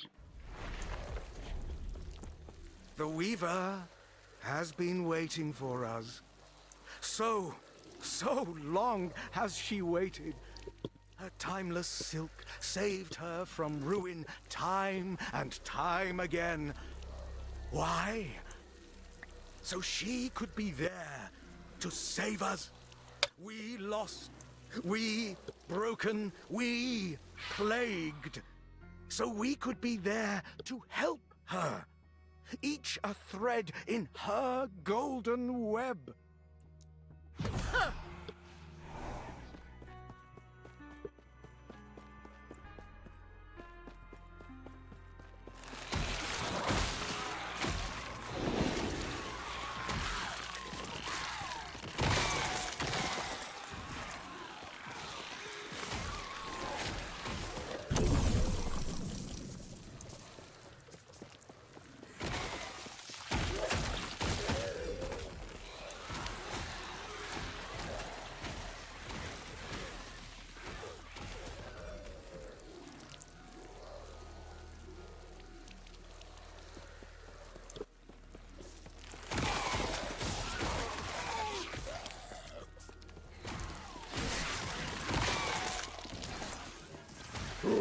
I wish to learn.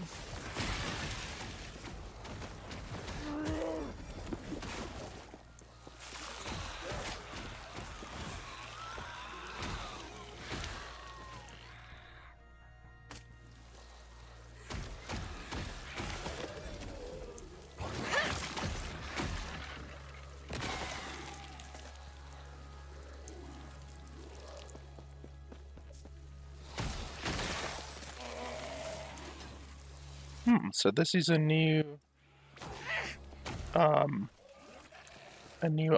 a woven idol, or whatever they call it.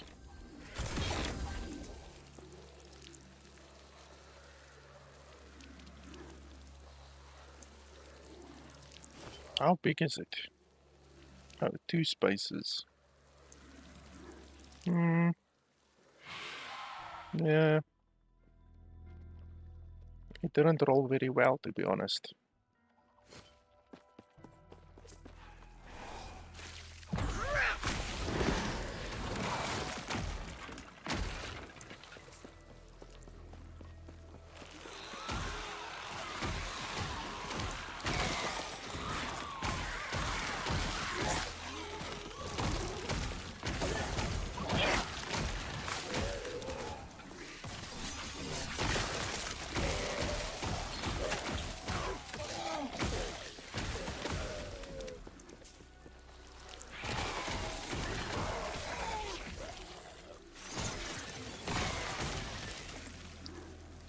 Hmm, 20 void resistance is actually a lot from something that is only 2 spaces wide.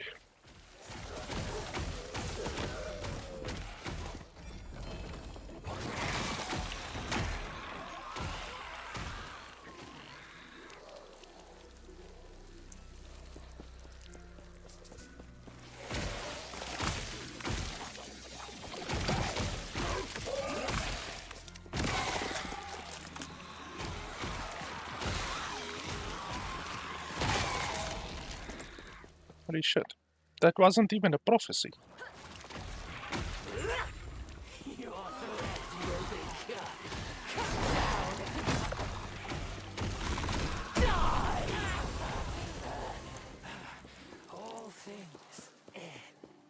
Okay, was that a boss? Because it was a very weak boss. Hey, new unique.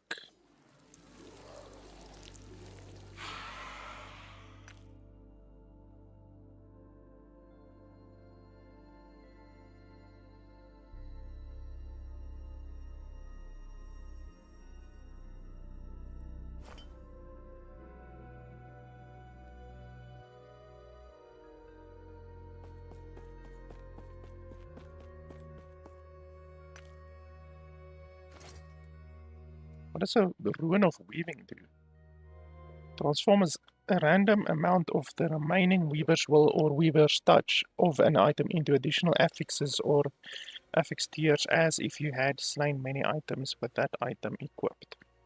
Okay, that doesn't seem very good. Randomly changes the exalted affix of an item into different affixes. Does not change the tiers of the affixes or the rolls. Okay, interesting.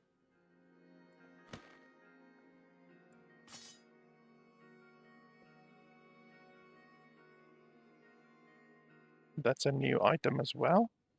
20% chance to inflict spiders on melee per equipped Weaver's Will item. 5% of damage leached as health on melee hit for you and your minions. 33% critical strike multiplier for you and your minions.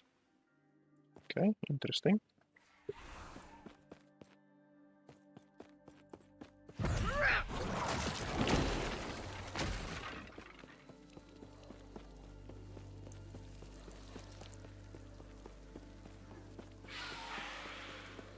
Okay, is this now the final room?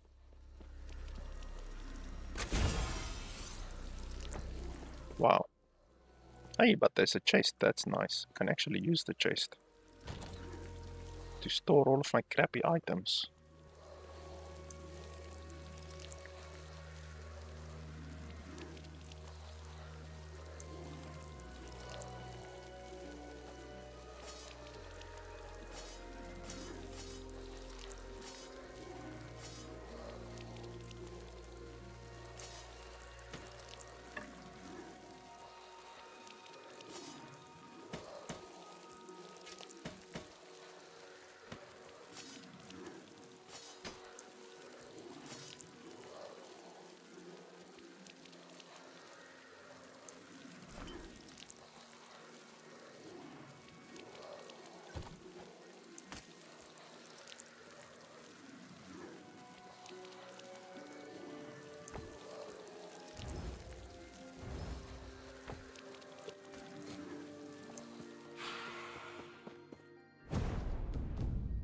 Enchant a class-specific idol with Weaver's Touch.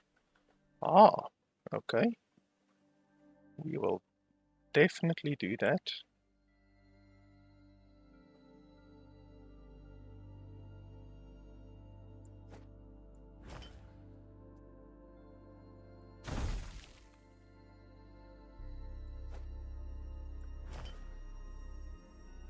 Wow, so you can make all of your idols stronger. That's fantastic. I like that a lot. Okay, we don't want to go out right now because we actually haven't finished here.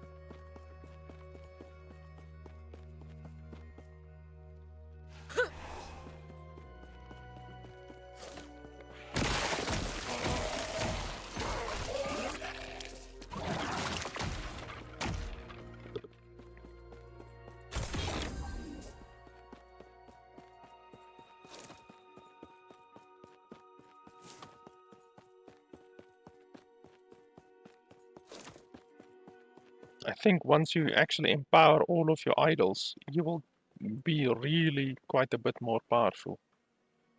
I mean, there already we get more fire resistance, more armor. Not bad.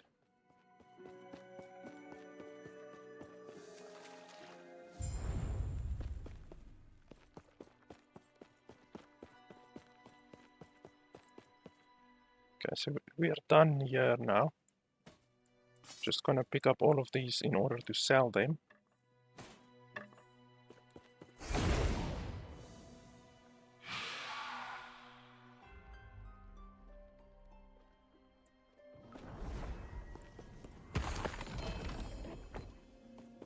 Yes?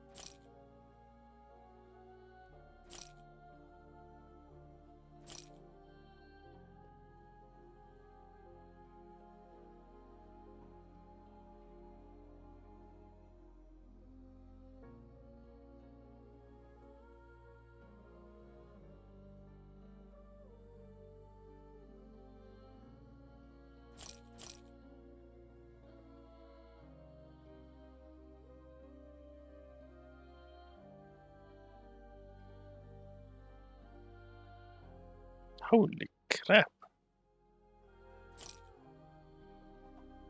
10 ward per second from a minor idol and 9 ward retention.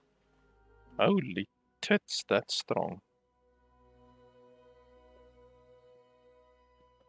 That is insanely strong. Like, holy balls, it's even almost better than these idols, and these idols take up 2 spaces.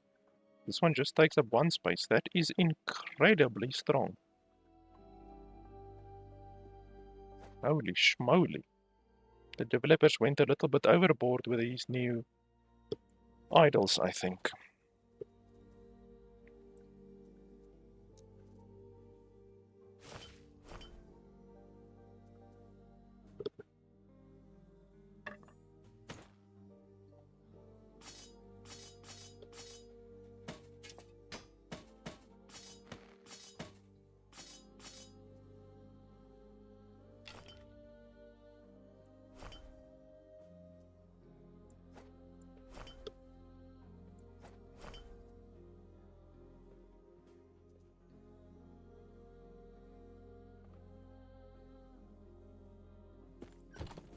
Yes?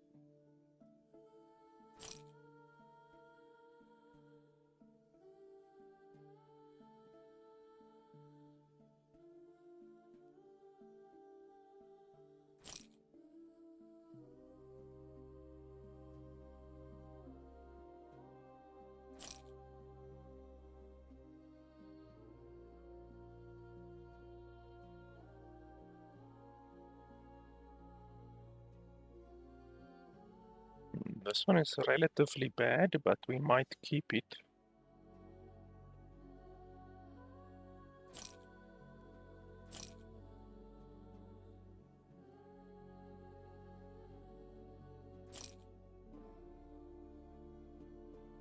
This is a level 60 item.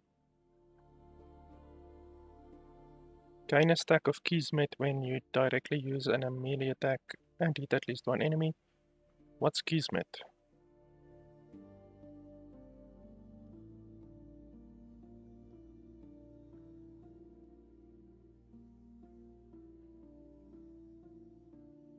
What the fuck does Kismet even do? When you use a throwing attack, consume all stacks of Kismet to gain 8 throwing critical chance and 8 throwing physical damage per stack. Okay, so it's basically a throwing weapon.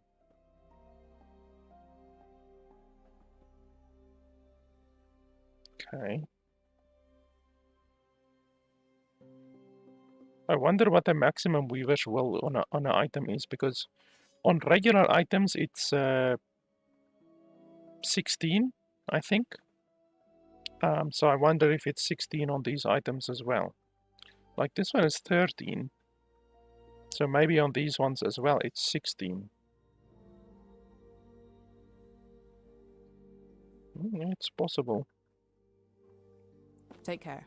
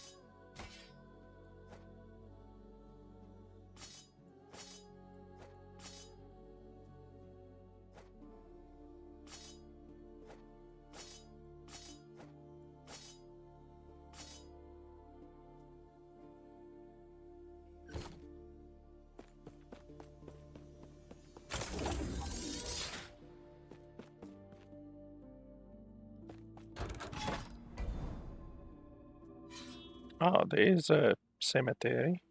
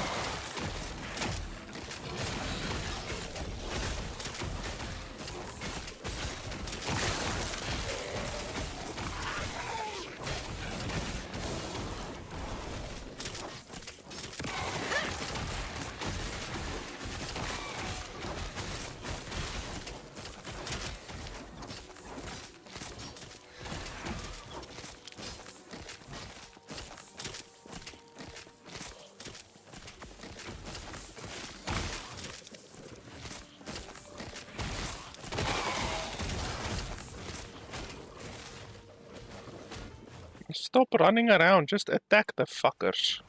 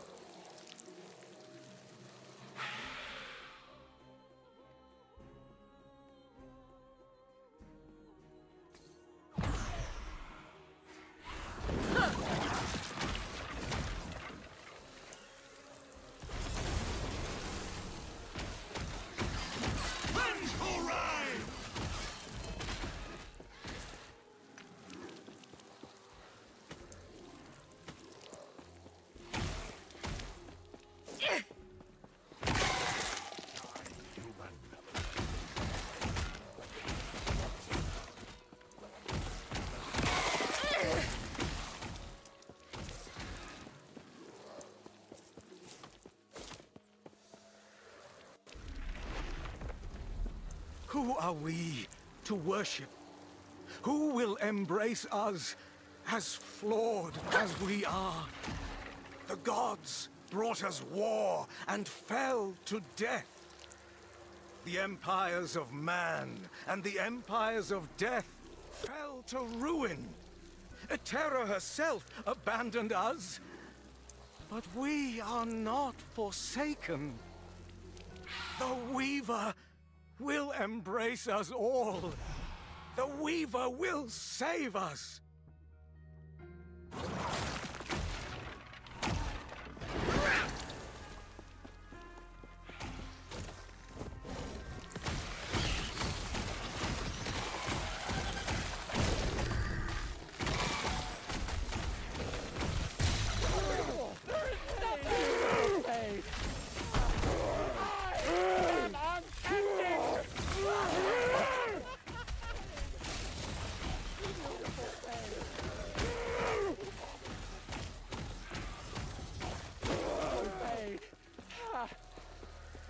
Those fuckers were bosses.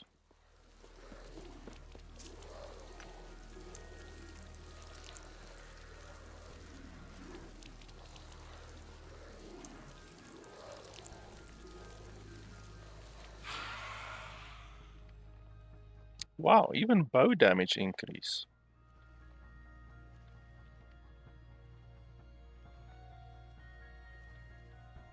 There's some very, very interesting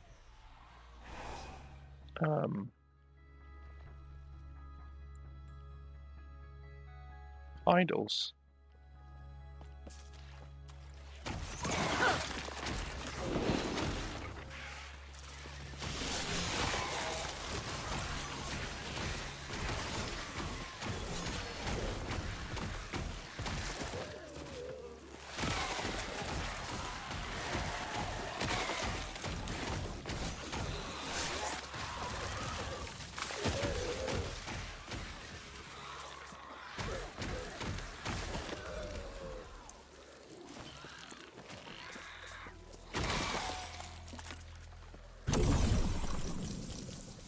Oh, 30,000 gold, that's nice. I need a lot of gold.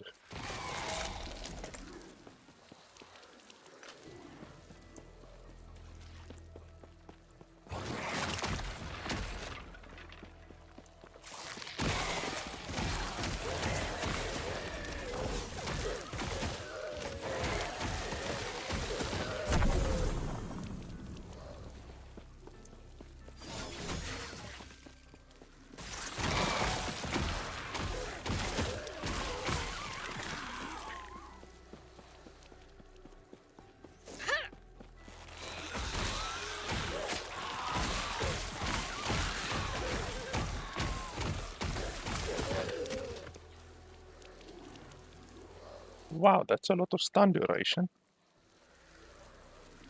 That's a lot of elemental resistance. All of these, like every one of these idols that I see is stronger than the next. Like, holy hell, these idols are really strong.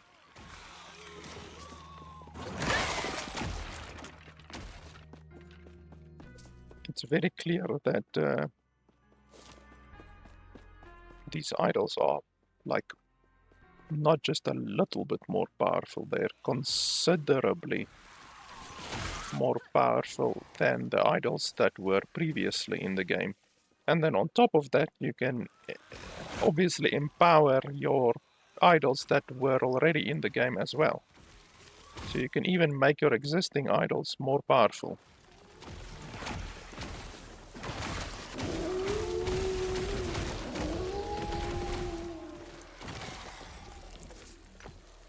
That was also a new ability, that meteors raining from the sky. I've never seen that before.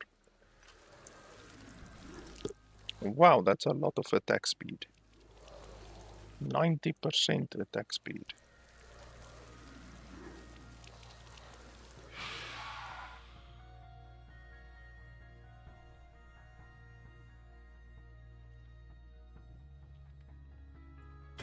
Not bad.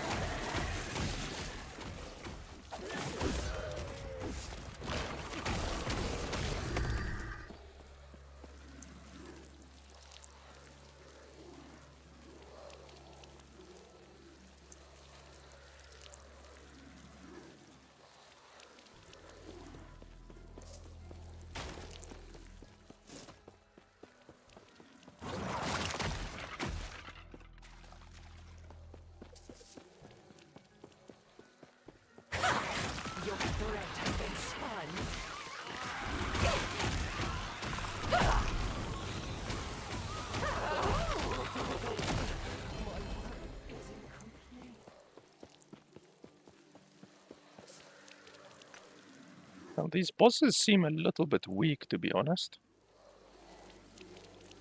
I mean, they're not like bosses, you know, they're not supposed to be, I guess, as powerful as a timeline boss, but still, they're pretty fucking weak.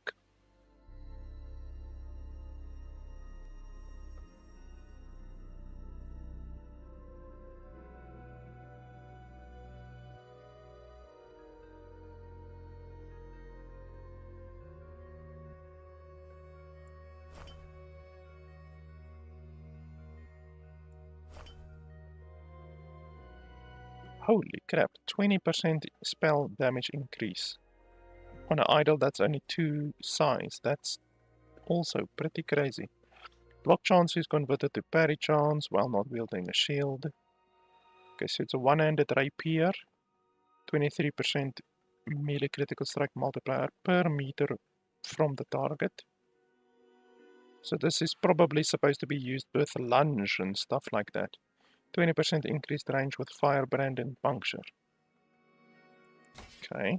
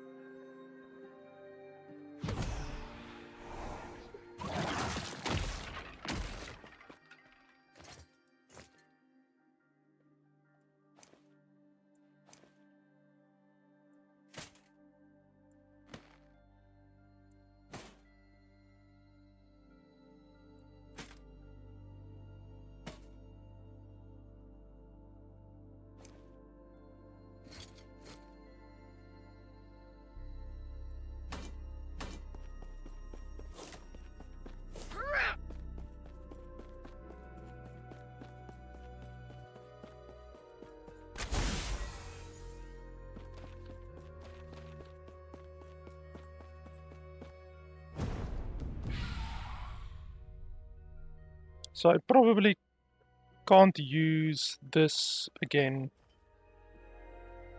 Oh, you can, but then you need memory amber, I guess. So you can use it once for free, and then after that you need the memory amber.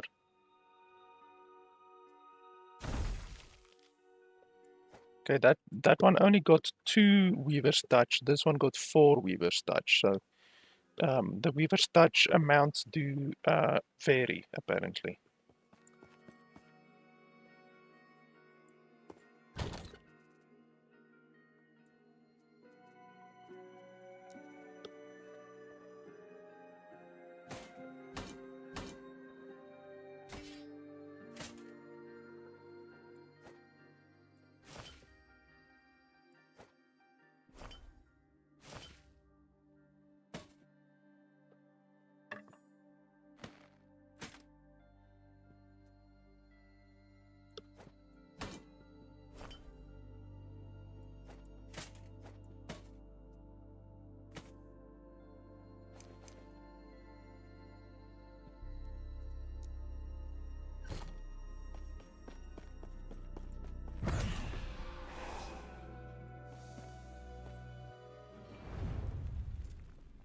I guess I'm done with that one.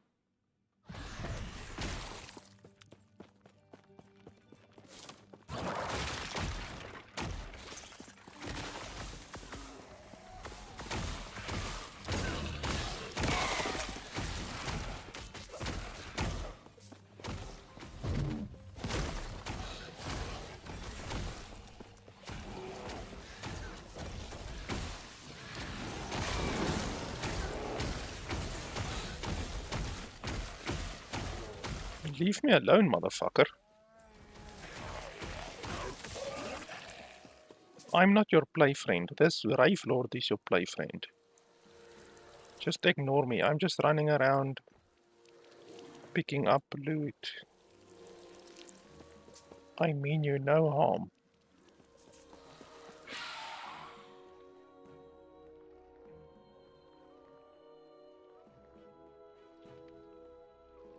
Wow, that one is actually not terrible.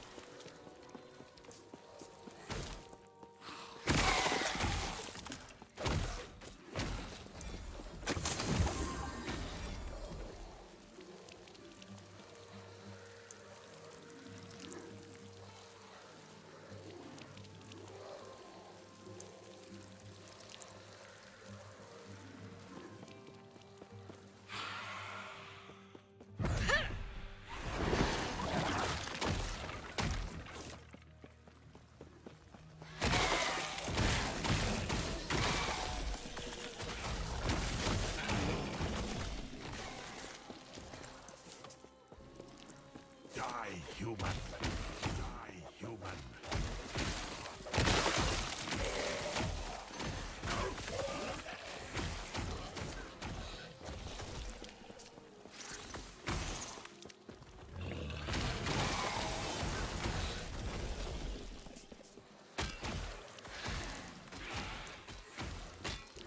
Wow, that's a stupid amount of health. 39%, that is stupid.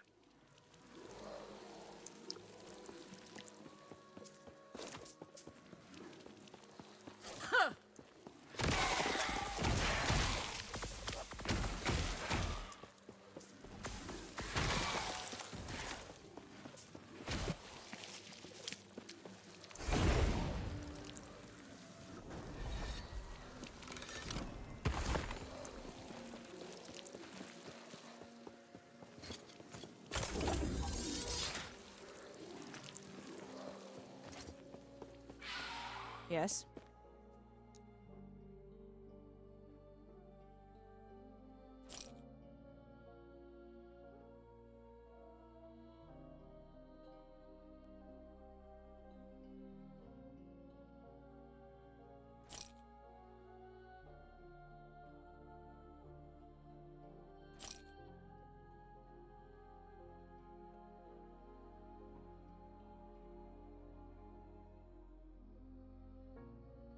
Yeah, if I can take this, the 39% health, and imprint it on something like this chest, for instance, that would be hilarious.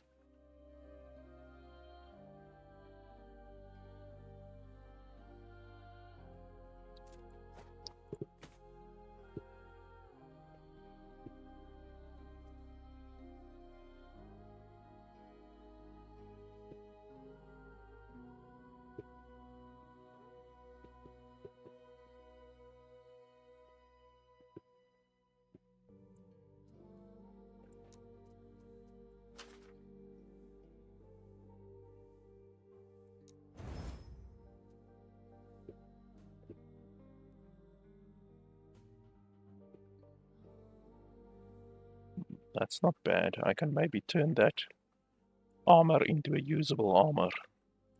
Take care. I can also purchase a new tab now. I definitely need a purple item tab, a new purple item tab.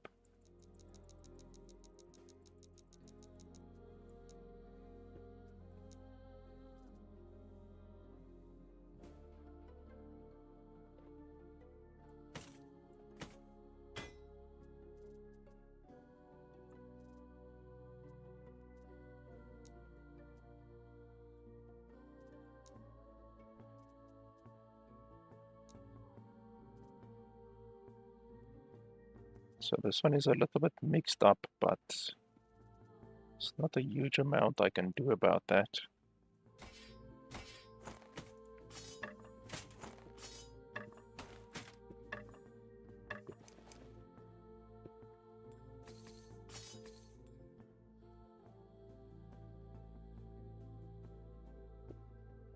Why is this one over here? Was I gonna imprint it on something, maybe? I think, yeah, tier 5, tier 5, tier 5, tier 6. I think I was gonna imprint that on something, maybe.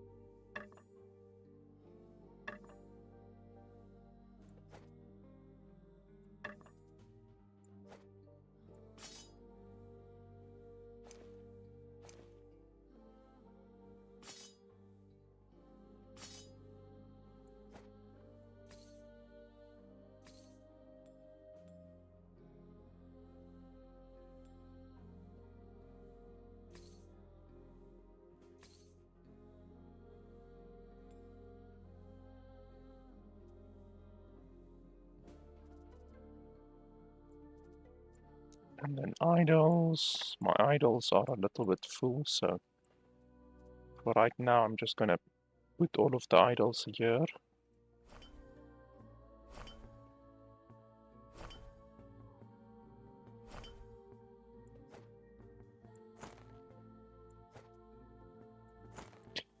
And then these I need to clear out and see which ones I'm gonna keep, which ones I'm gonna sell.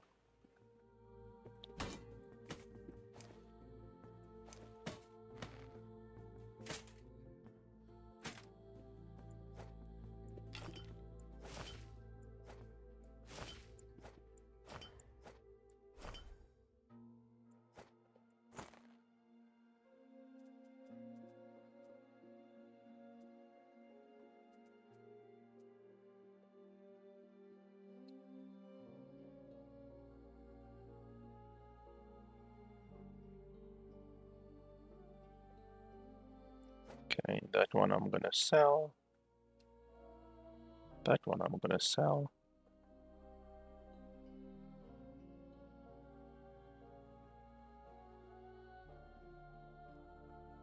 This one, oh no. 31% of mine was spent gain at worth. That's very low. So that one I'm gonna sell.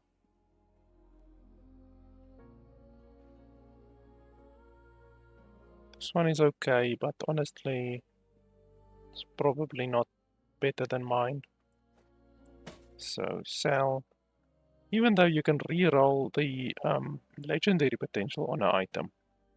There's the one thing I forgot how exactly to do it, but you can actually now re-roll the legendary potential on an item. So that's definitely one reason why you would want to keep some of your weapons or some of your items that you would want to re-roll potentially.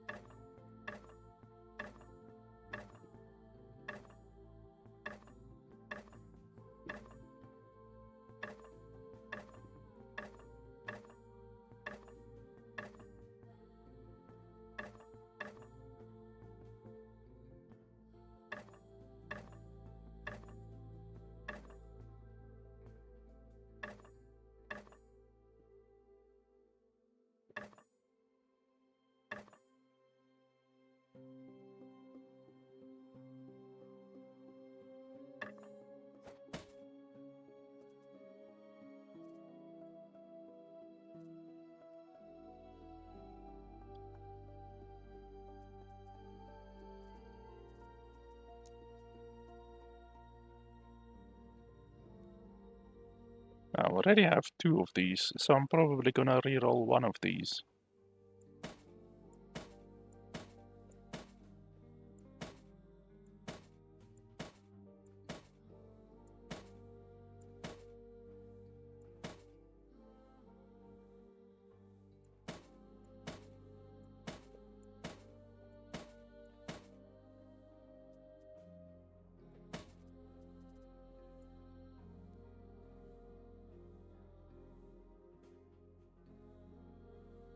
So this is a one-handed. Yeah, it's a one-handed weapon, even though it is the size of a two-handed weapon.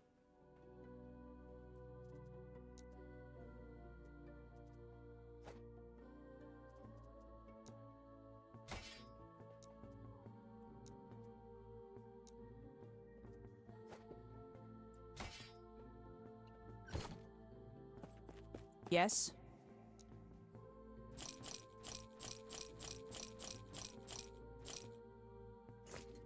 Take care.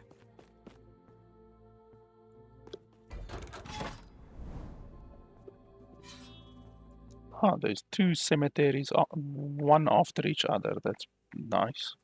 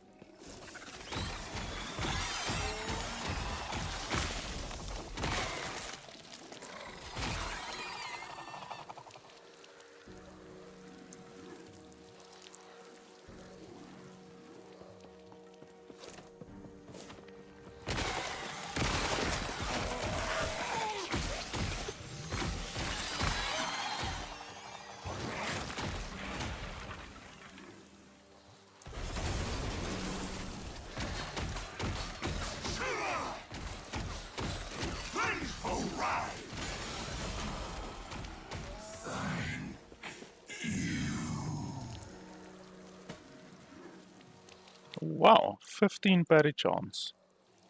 That's actually very good.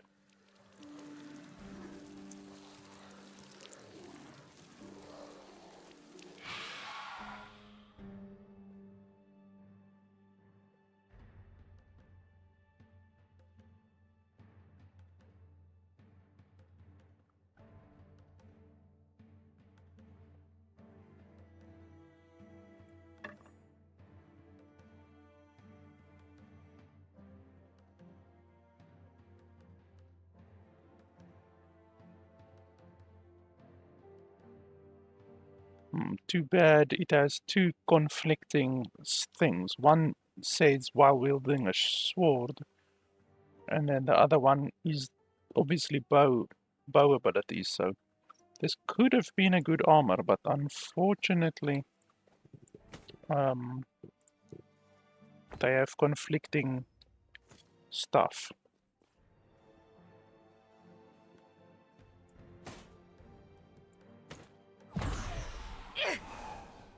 But the 15 parry chance, that's very nice. That's a tier 6 roll. It's actually above average, definitely, I would say.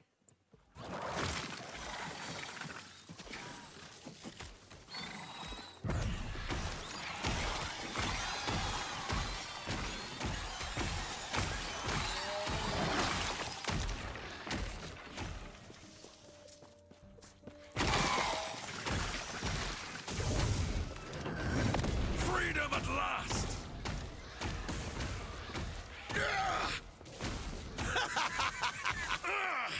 I must break free.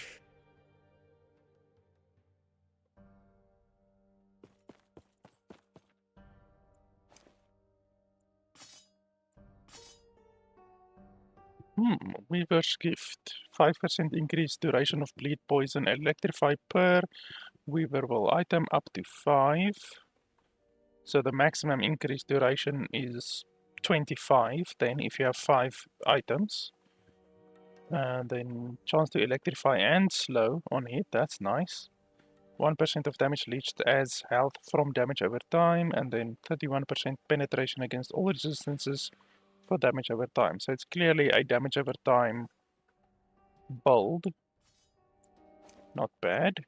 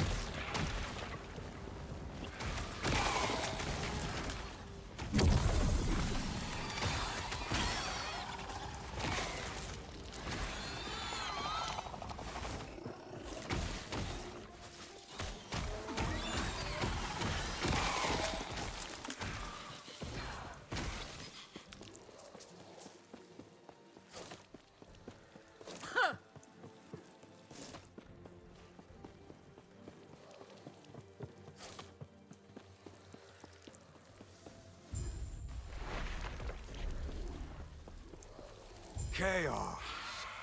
We know it well, do we not? No matter what life we led before now, chaos was the sole constant. War, death, moments of joy, only to be torn away and lost. Chaos. Yet, we were all guided here, were we not? Her threads made sure of that. Her threads are only the beginning. Her web will free us from chaos. The Weaver's design has no room for chaos, only perfection.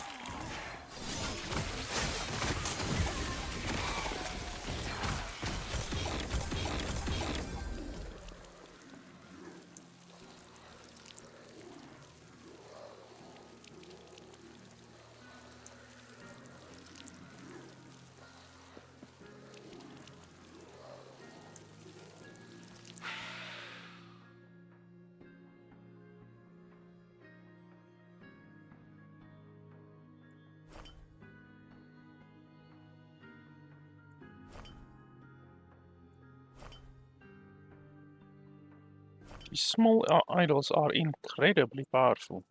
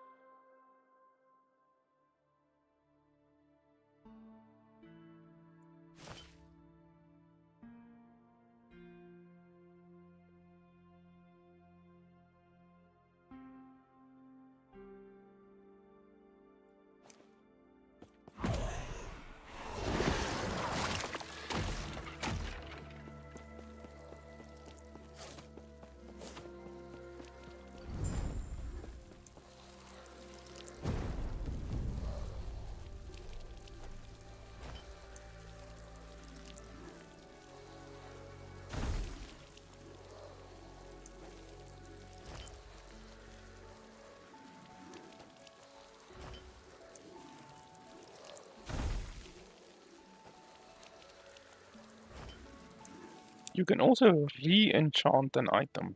That's interesting.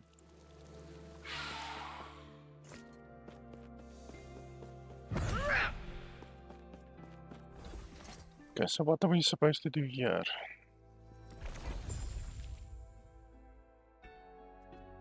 Hmm?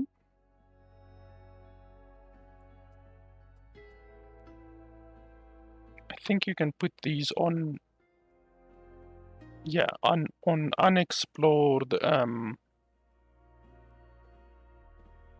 sections, basically.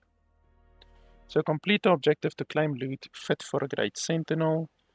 Place at altar of the Weaver and complete echo to earn 1 Weaver 3 point.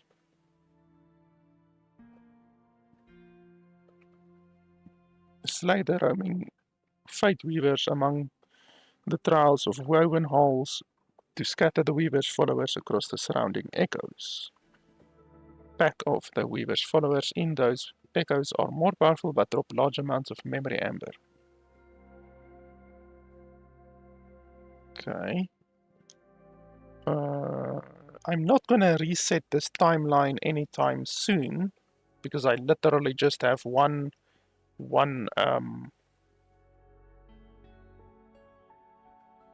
a shade of Ouroboros on this one. So I'm not gonna reset it anytime soon. So we can basically go balls to the wall on this one. Destroy the Vessel of Chaos in this echo to reroll the rewards of nearby uncompleted echoes. Okay, I don't care about that. Free for all between champions of the arena. That sounds interesting. Before he vanished, the Barnacle King stashed his treasure in a hidden, deep vault beneath the ground. Search for the lost vault within the caverns of altruistically free the overburdened lizards locked within the caches. Yeah, completely altruistic. It doesn't have anything to do with their loot, of course. Okay, so this one sounds cool.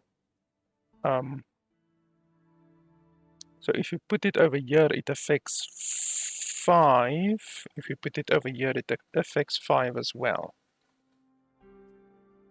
Over here, it affects 6, but I've already done 3 of those. Over here, it affects 5. Technically 6 if you include this one. I'm not sure if this one is included.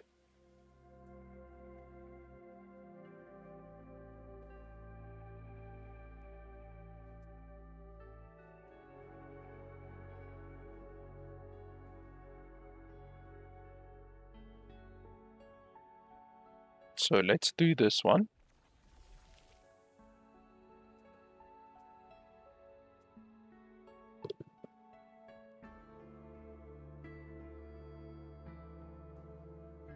Okay, and then otherwise than that,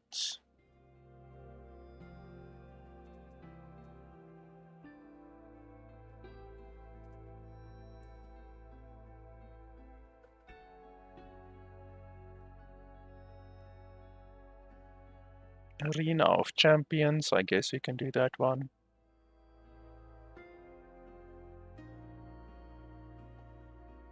So that one affects all of those over there. We can maybe put this one over here, even though I'm not sure how many it's going to affect.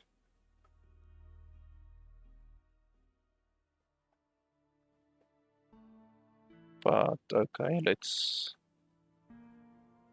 Because this one is just a single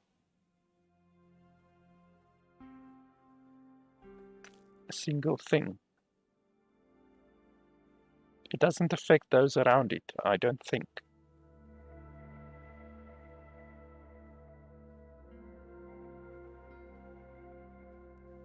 Besieged Gardens.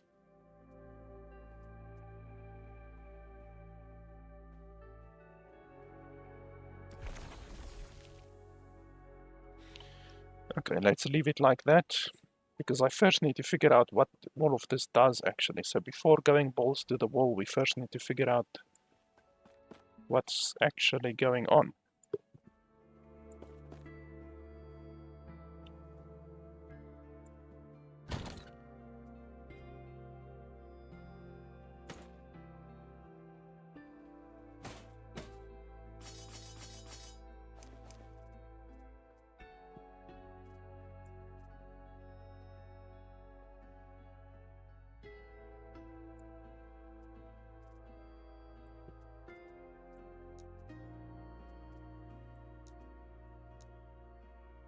But yeah, this one is very powerful now.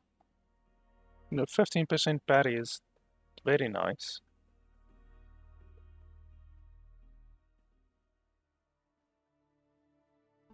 It's basically like 15% block that we just got for free.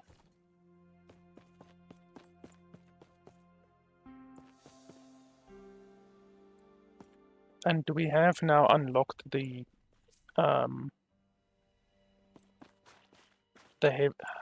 Haven of Silk. Oh, now I'm back over here. Why can't I go? I actually want to go over there, but okay, I'm not gonna run all the fucking way over there.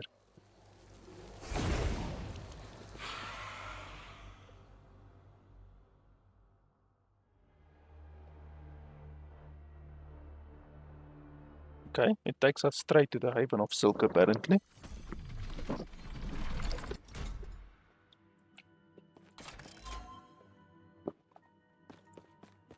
Welcome to the Haven of Silk, traveler. I am Mask, the Acolyte of Golden Silk. That you stand before me means you must have a purpose in her web. This is a sanctuary for all who find themselves lost and all who have been found by the Weaver. While the tombs you fought through may have been perilous, the Haven of Silk will offer you peace and purpose, if you wish. As glad as I would be to enlighten you, there is something I must ask first. The great halls you've traversed are merely a workshop for the Weaver. They are stepping stones towards her true goal. Have you come across a woven echo in your travels through the tombs and cemeteries? Splendid. I ask that you explore a woven echo. See for yourself a glimpse into the Weaver's new world. Once you are within the woven echo, do not hold yourself back. Feel free to do what you do best. Answers will come in time. The Weaver has a plan for all of us, you included. Return once you have explored a woven echo. The woven aid the Weaver's desire to craft a new world, gain ranks from earning and spending memory amber, which is commonly found inside tombs and cemeteries of the erased. Memory amber can be spent by purchasing woven echoes from Mask or by enchanting idols in the tomb cemeteries. Spend Weaver points in the Weaver tree to influence the monolith of fate. Okay. Am I already a part of them, or do I need to switch ranks? It looks like I'm already a part of them, which is really nice. I was hoping that would be the case, because I'd feel a little bit bad switching away from the Circle of Fortune, you know? So if you had to switch away from the Circle of Fortune, that would suck. But apparently you can stay in the Circle of Fortune and then as well be part of the woven, apparently. So that's nice. I like that. Okay, so we just have to basically continue doing the woven echo things, and we will gain ranks as we go on. Weaver 3. Oh, okay, interesting. Tomb of Erased are more common. How much more common? 10%, okay. Your echoes have a high chance of spawning a champion. Additionally, champions have a chance to drop additional exalted items. So 10% more spawn rate. Your echo rewards have a chance to be doubled on completion, 5%. So that's all echoes, not just like the woven echoes, all echoes. That's bloody powerful. You have a 7% chance for Zerek to join you in your echoes, who fights alongside you and increases your gold drop significantly. Okay, so it's a 7% chance, and then he increases it by 85%. So basically, if you were to divide that, 7%, 10, 13, 13, 85 divided by 13 is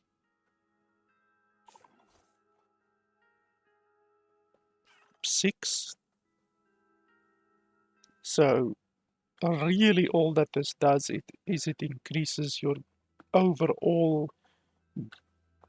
gold drop amount by 6%.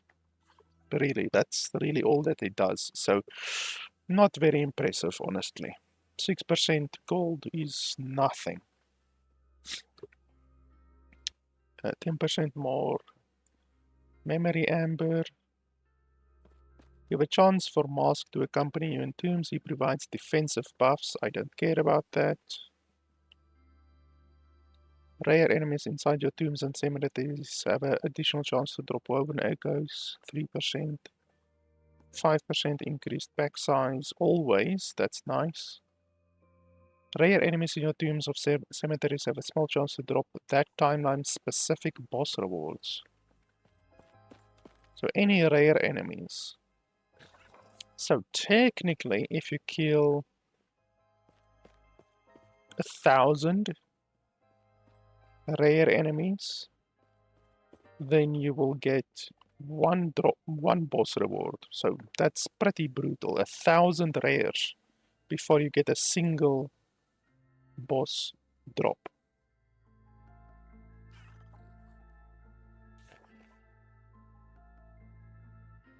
A pile of gold. What? How much is a pile? It would be super fantastic if they said what a pile was.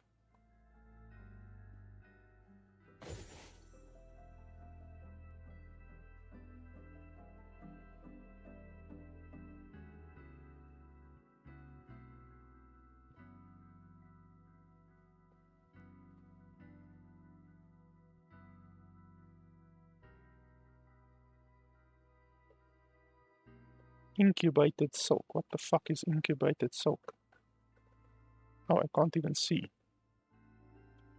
Incubated silk is a possessed and trapped soul incubating inside silken cocoons that will hunt and kill you. Okay, sounds interesting.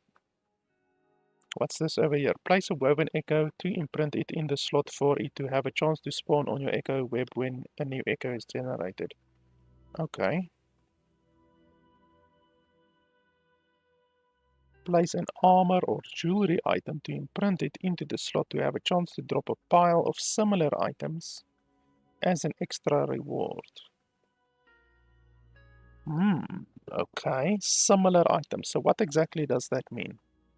Similar items are more likely to have the same rarity, subtype, and affix as the imprinted item. While imprinting a unique item, the similar items will have a chance of being the exact same unique. Items dropped this way are affected by normal drop requirements. They cannot include subtypes, blah blah blah blah blah. Okay. They cannot include subtypes, affixes, or uniques that are not dropped by regular enemies. So that's strange. So I don't quite understand that.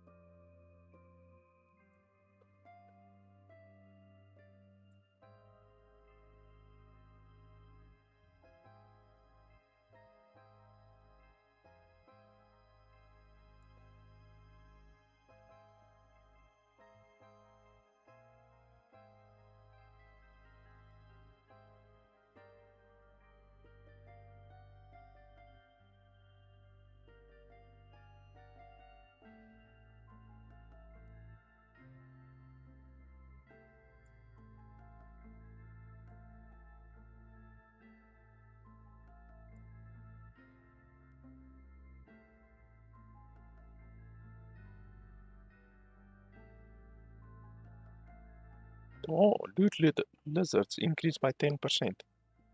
That's not bad.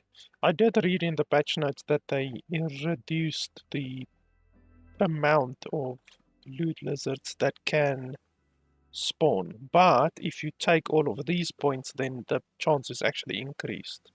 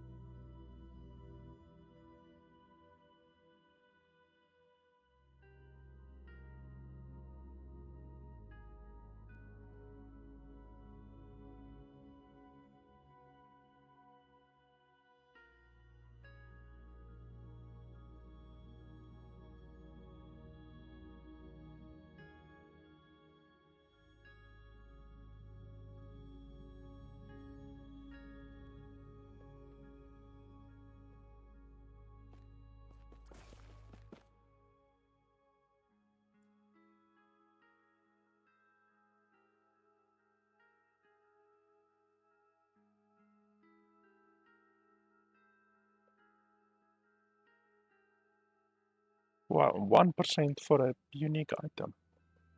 That's nothing.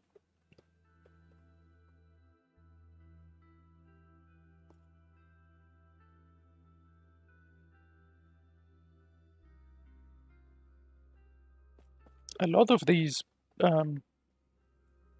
points seem a lot worse than some of the other points.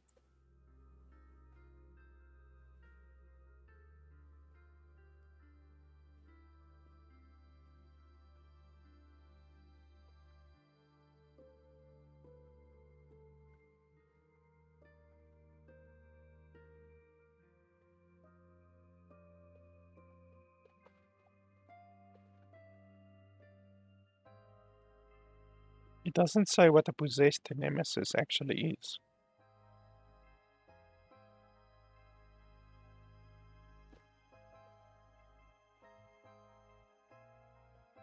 But if you put 3 points into that, then it seems that you would have a 100% chance of encountering a nemesis, which is definitely good. When a nemesis escapes through a portal after being empowered, it drops exalted items that can be upgraded. I don't care about that.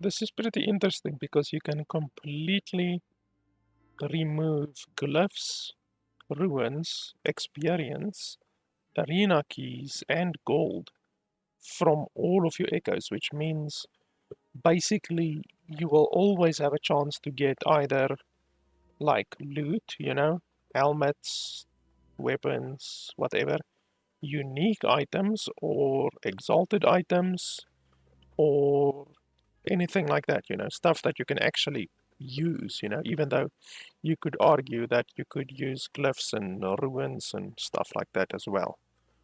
But I would definitely want to remove glyphs, ruins, arena keys, and experience actually. I would remove all of these except gold because I do actually use gold.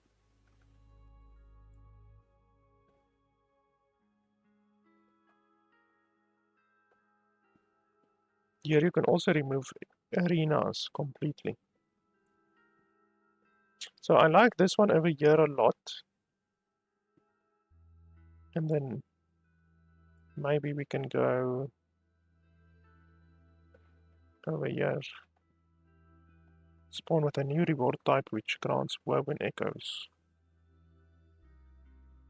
It's not bad.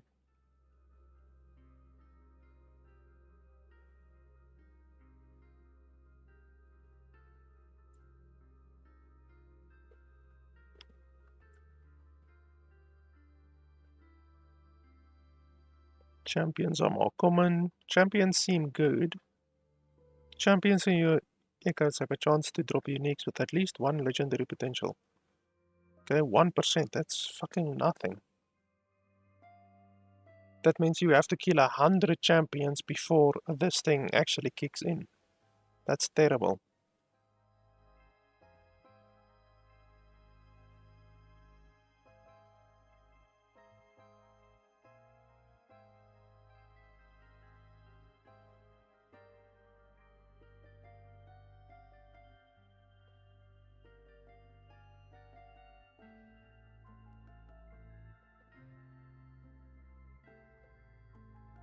That's interesting. That's a good one.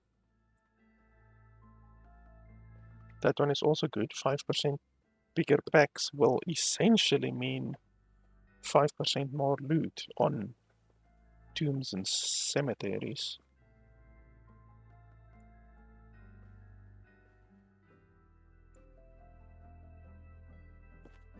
Like, there's a lot of good stuff, but I don't think, like with 50 points, I don't think you will be able to take everything. I'm too lazy to count all of the points up, but you probably won't be able to take everything at the end of the day. So yeah, I'm going to definitely take this over here immediately, because that'll immediately result in 20% more rewards, essentially. So that's good. Once you are within the woven echo, do not hold yourself back. Feel free to do what you do best.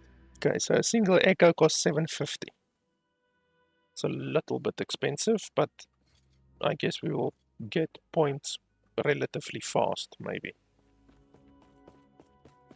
Wow, is this all that we can do here? I thought like we would be able to see the main person over here, but apparently not.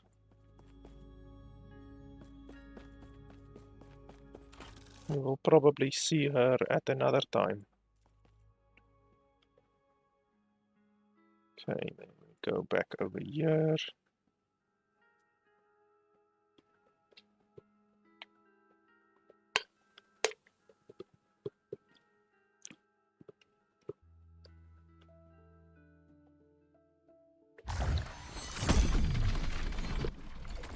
I can stream for about another hour or so, probably. But like I said, I will definitely be doing a lot more over the next few days while I still have a couple of sponsor streams to do. So slay the roaming fate weavers among the trials and woven halls. Scatter the followers across the surrounding echoes. Okay, so if we do this, then all of these around it will be more powerful, maybe? I'm not sure.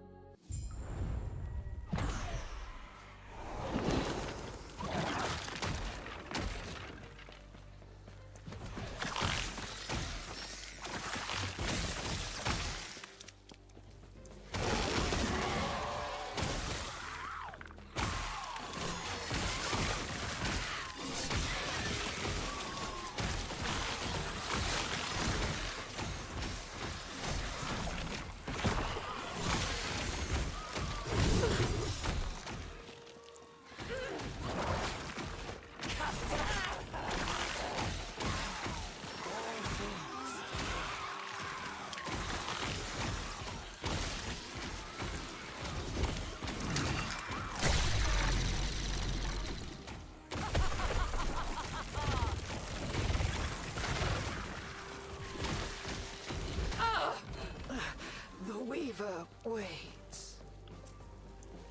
That fucker actually did a lot of damage. It did like 4,000 damage in a single hit. This thing has 20 bloody weaver's wool. That's a lot of bloody weaver's wool.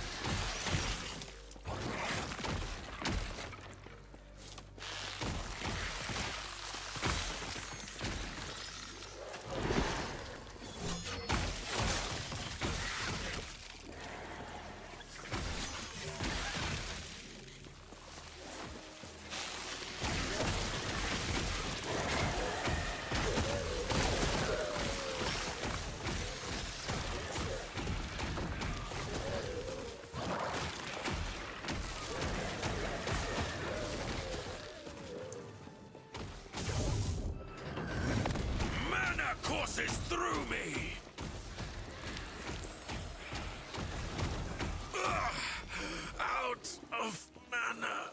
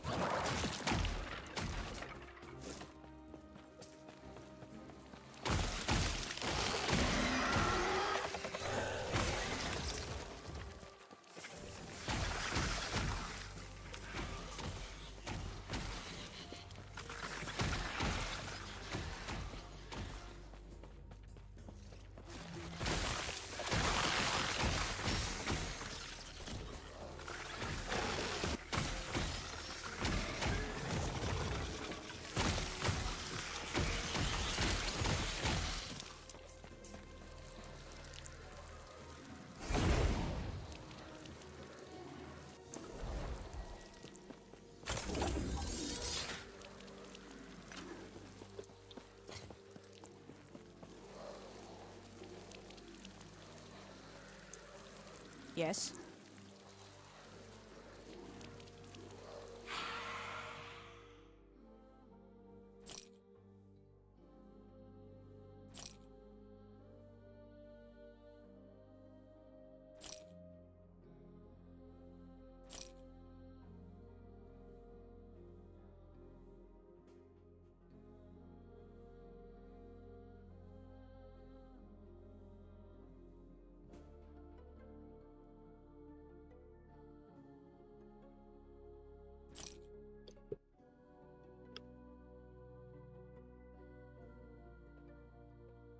Take care.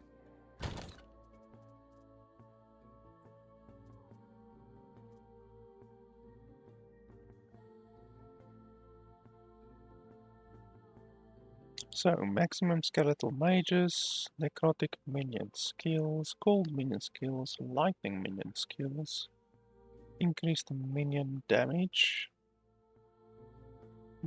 It's pretty nice. Definitely if you were using a minion skeletal build it would be better, but honestly 2 extra skeletal mages isn't even that good. Like, it's okay, but it's not that good. The 60% chance to electrify on minion hit, that's very, very, very good. Because electrify stacks an unlimited amount of time, so that's very good. And then obviously, that's not even considering the 20 weavers well that you can get on the item as well. This is a very good stuff, definitely. I would almost use it if I didn't have the offhand over here. I would almost be tempted to use it.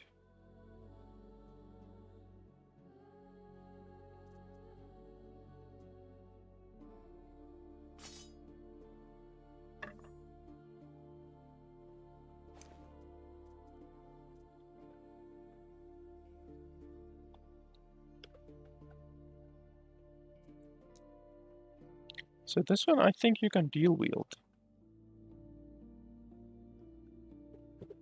It doesn't actually say, but I think you can deal wield it. I mean, my character probably can't deal wield it, but a character that is capable of deal wielding will maybe be able to deal wield it.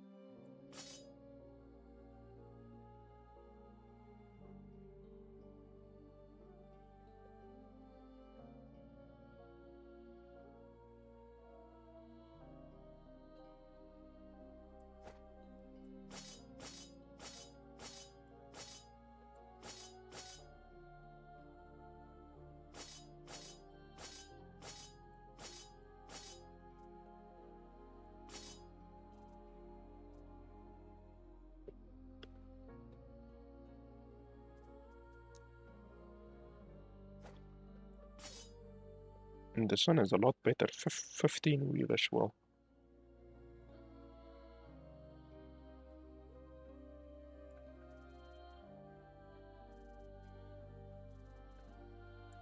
And then I probably should get rid of some of these weaker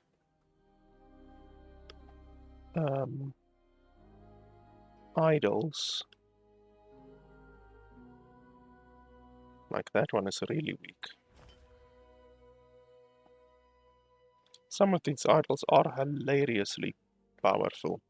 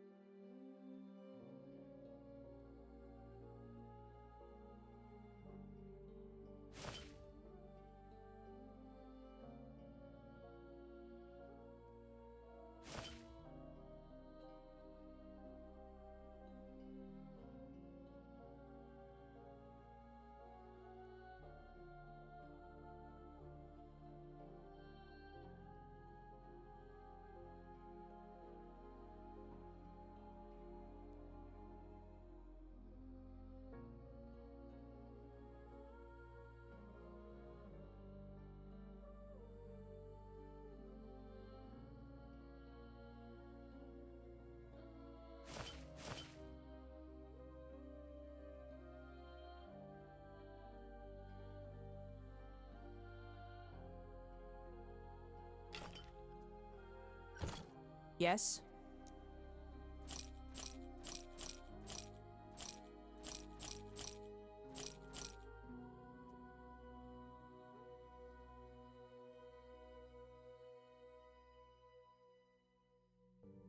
Holy crap, that's powerful. 4 ward gained per second while wielding a staff. That's really powerful. If I were using a staff, which I'm not. A lot of these gives fire resistance, I wonder why. Like, fire resistance, fire resistance, fire resistance. What, was I just unlucky or what? Because I don't need fire resistance. My fire resistance is more than enough already. Okay, we need to go back to Mask, apparently. Mask, my man, where are you? Mask. Masky, masky.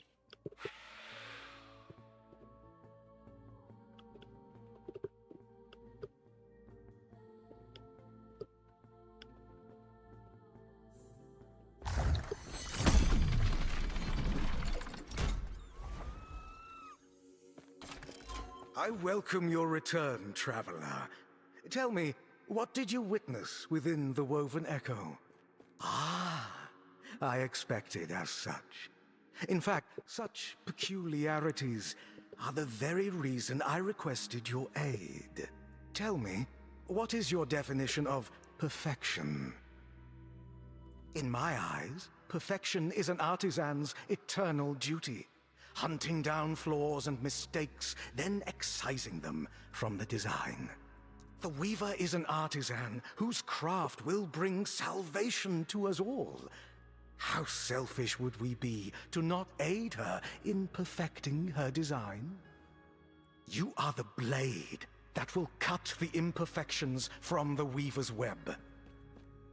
Whether it is within the tombs or the woven echoes themselves, your acts of violence will serve to leave the weaver's design stronger, more perfect. I know I cannot compel you to do this service for us.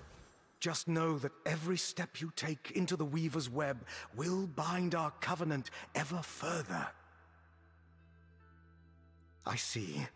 Feel free to make this place your home. I will continue to watch you with great interest. The Weaver's thread continues to guide you here, I see. I assure you, what you are doing in the Woven Echoes will grant the Weaver's salvation to us all. Of course, think of the tombs as an artisan's workshop. Her children work through designs that, while imperfect, are vital steps towards the Weaver's grand design. The re-woven are lost souls, given new bodies. The woven firstborn are truly special children, but not ready for the world they are meant for.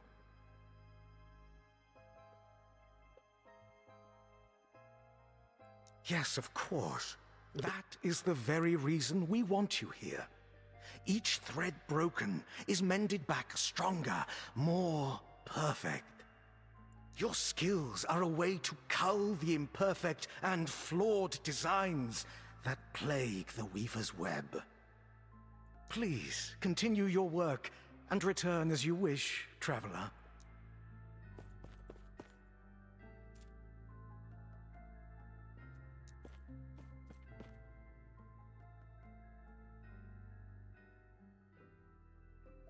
So I guess eventually, maybe once we reach a higher rank in the Woven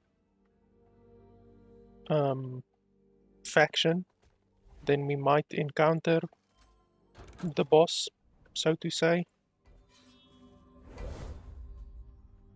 Okay, so these ones around here now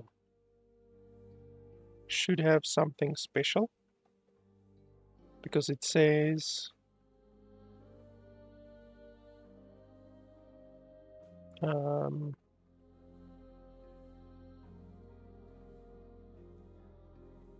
scatter the Weaver's followers across the surrounding echoes. So these around here, even though they don't seem different, they seem normal. But they should now have something special. Let's do the Shade of Ouroboros.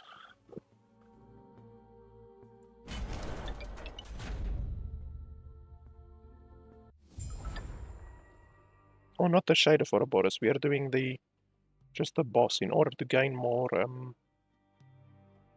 whatchamacallit.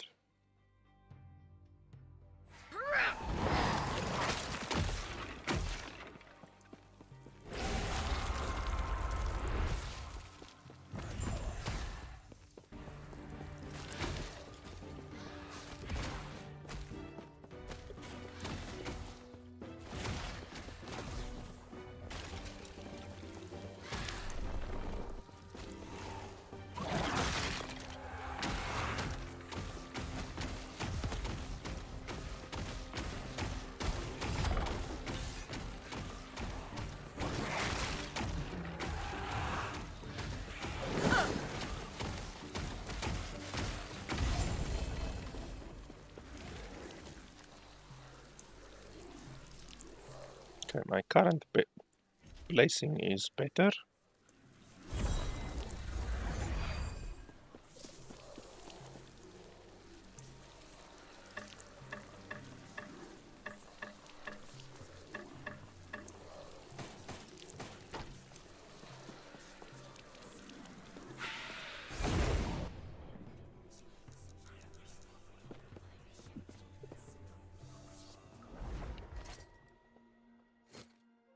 Okay, my inventory is a little bit full, but maybe we can do an arena. That shouldn't fill up our inventory too much.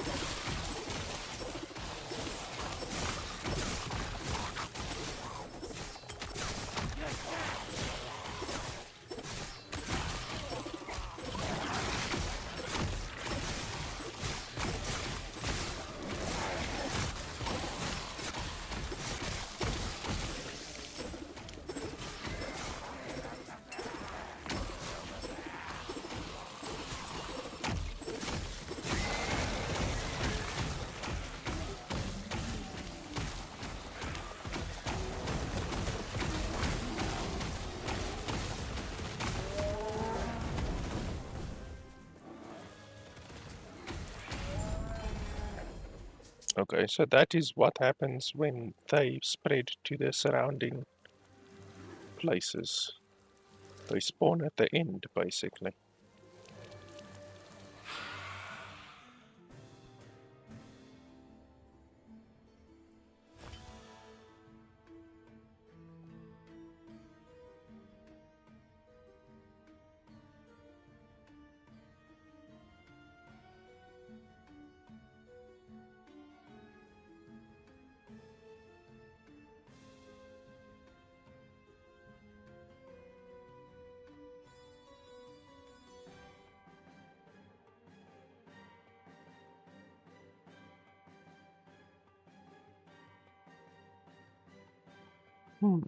Maximum shadows.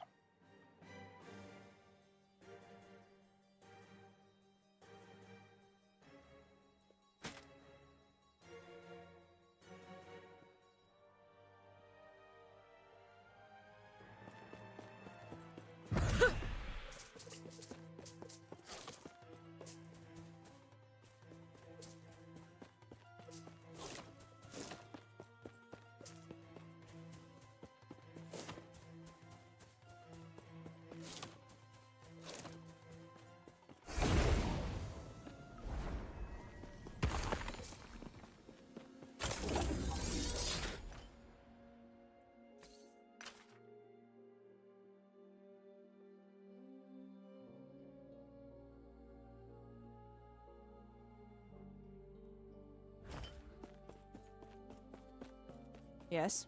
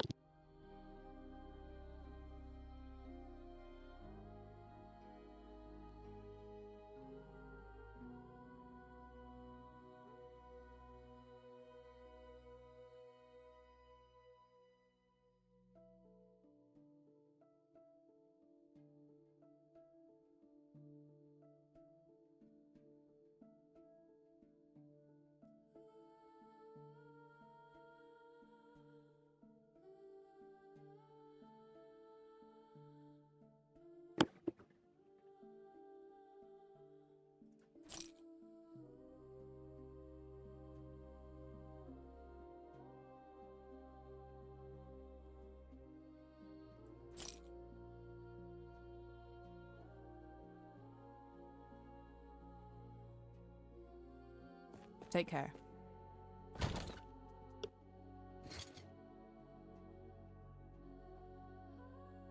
Okay, so all of these I have to sort out first.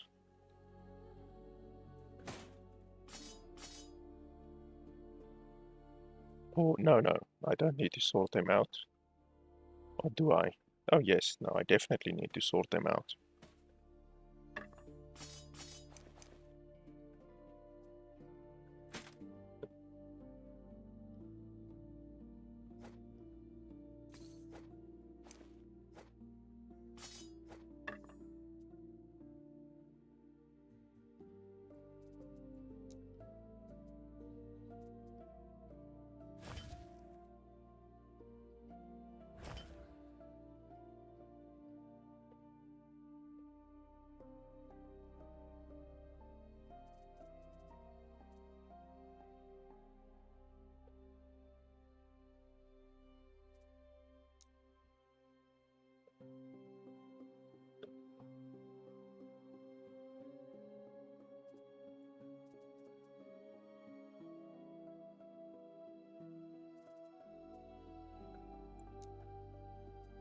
So I don't currently really have a space for a lot of these items.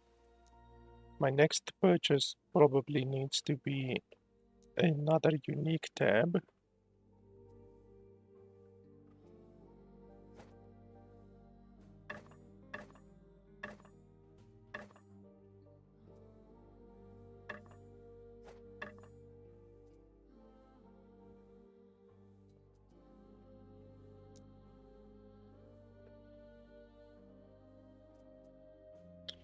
Can maybe squeeze it in here. That's what he said.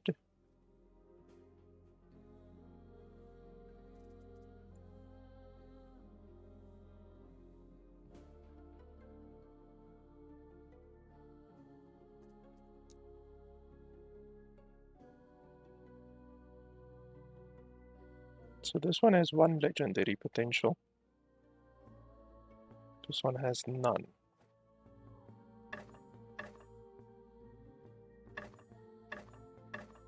Yeah, that one is much better.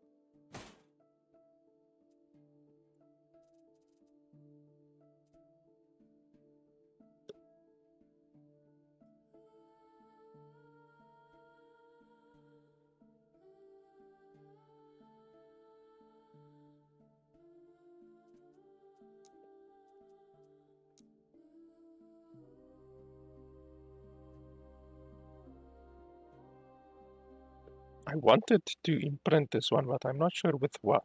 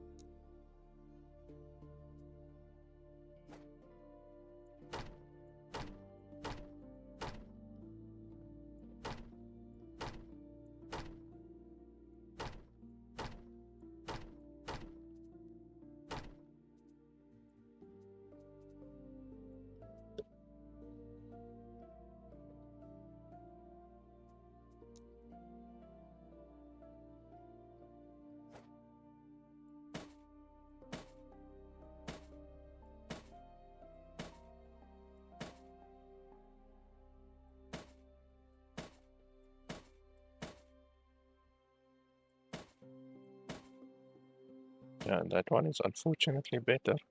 This is the one that we got from the Nemesis, so it's not like the end of the world or anything.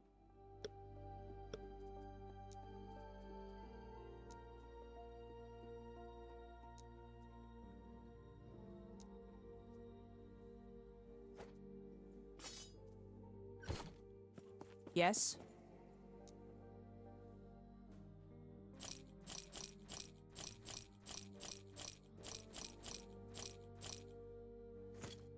Take care.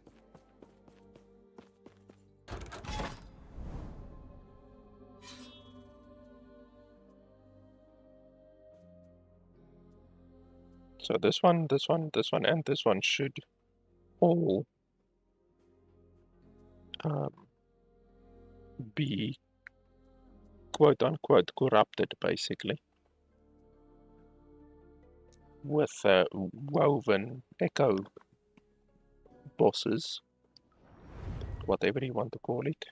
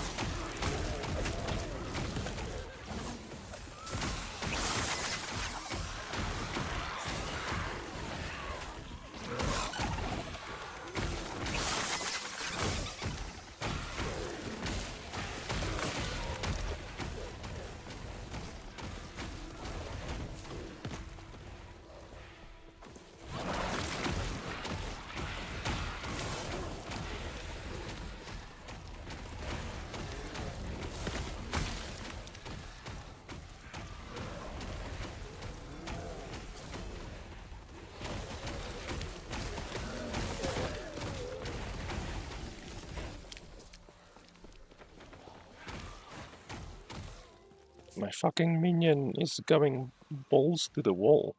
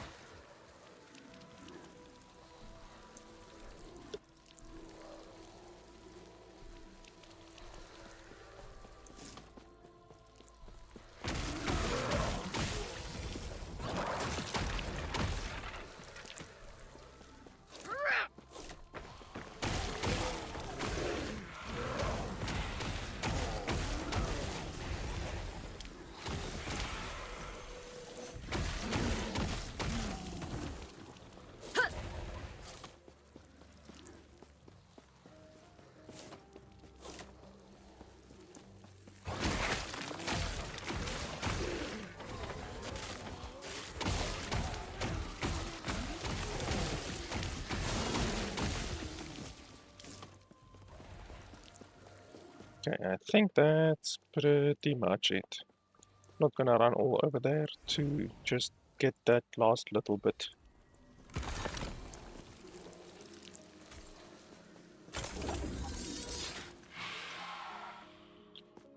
Okay, but I think I'm done for today. Wow, we actually got significantly less loot than what we normally get in that one. This one is actually not terrible, but it only has 39 forging potential, which is not a lot. And the all resistances are rolled pretty low as well. Yeah, overall not very good. Yeah, I'm done for today.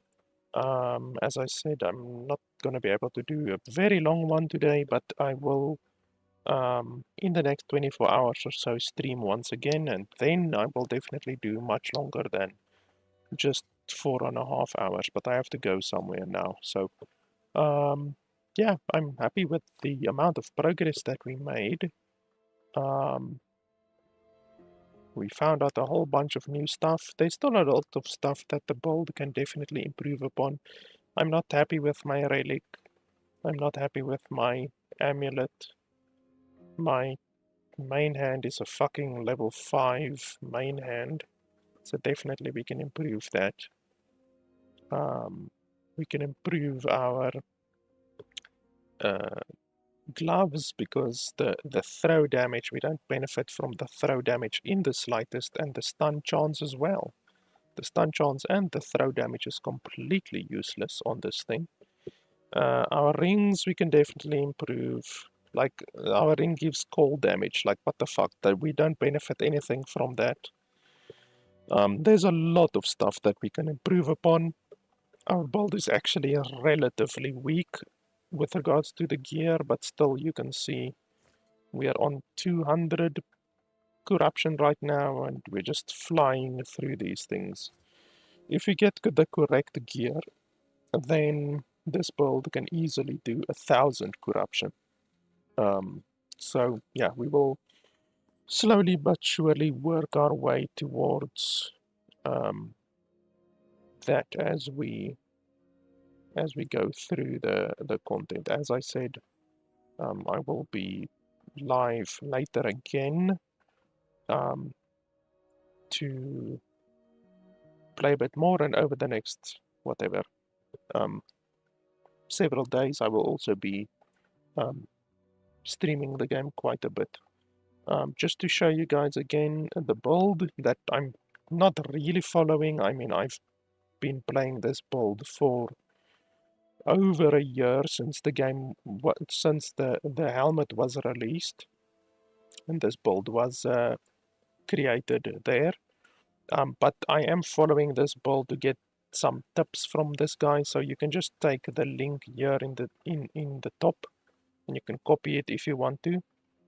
But yeah, this is more or less what we're aiming for, even though I don't agree with the amulet. But the rest of the gear we already have. Most of this gear. We have that, we have that, we have that, we have that, we have that, we have that. And then we just need to figure out our rings and gloves and the rest of the stuff. And then also the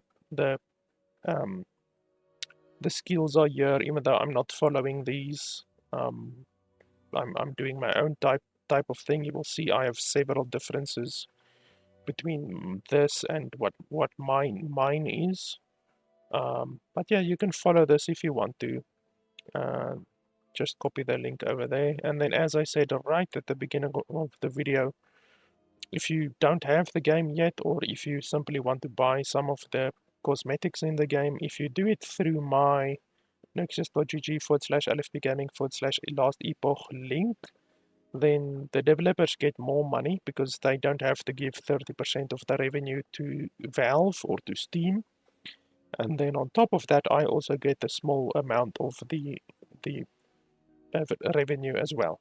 So if you not only want to support me, but also the developers, then you can buy any of the packs over here, and you get it on Steam then. You get the Steam code. So yeah, they also recently released a bunch of new packs as well. if you're interested in that. I think it's this Woven Legend. Any of these with a Woven name, Woven Traveler, Woven Templar, Woven Vanquisher, Woven Legend are the new packs. And then these Abyssal packs are leaving, I think in May, like next month, they're removing these ones from the game. So you have to buy these while you can, because they're leaving the game. But anyway, guys, that's pretty much it. As I said, I will be live later in the next 24 hours again, and I will be doing another sponsored stream again. So yeah, guys, that's pretty much it for today. Thanks a lot for watching, and I'll see you guys next time.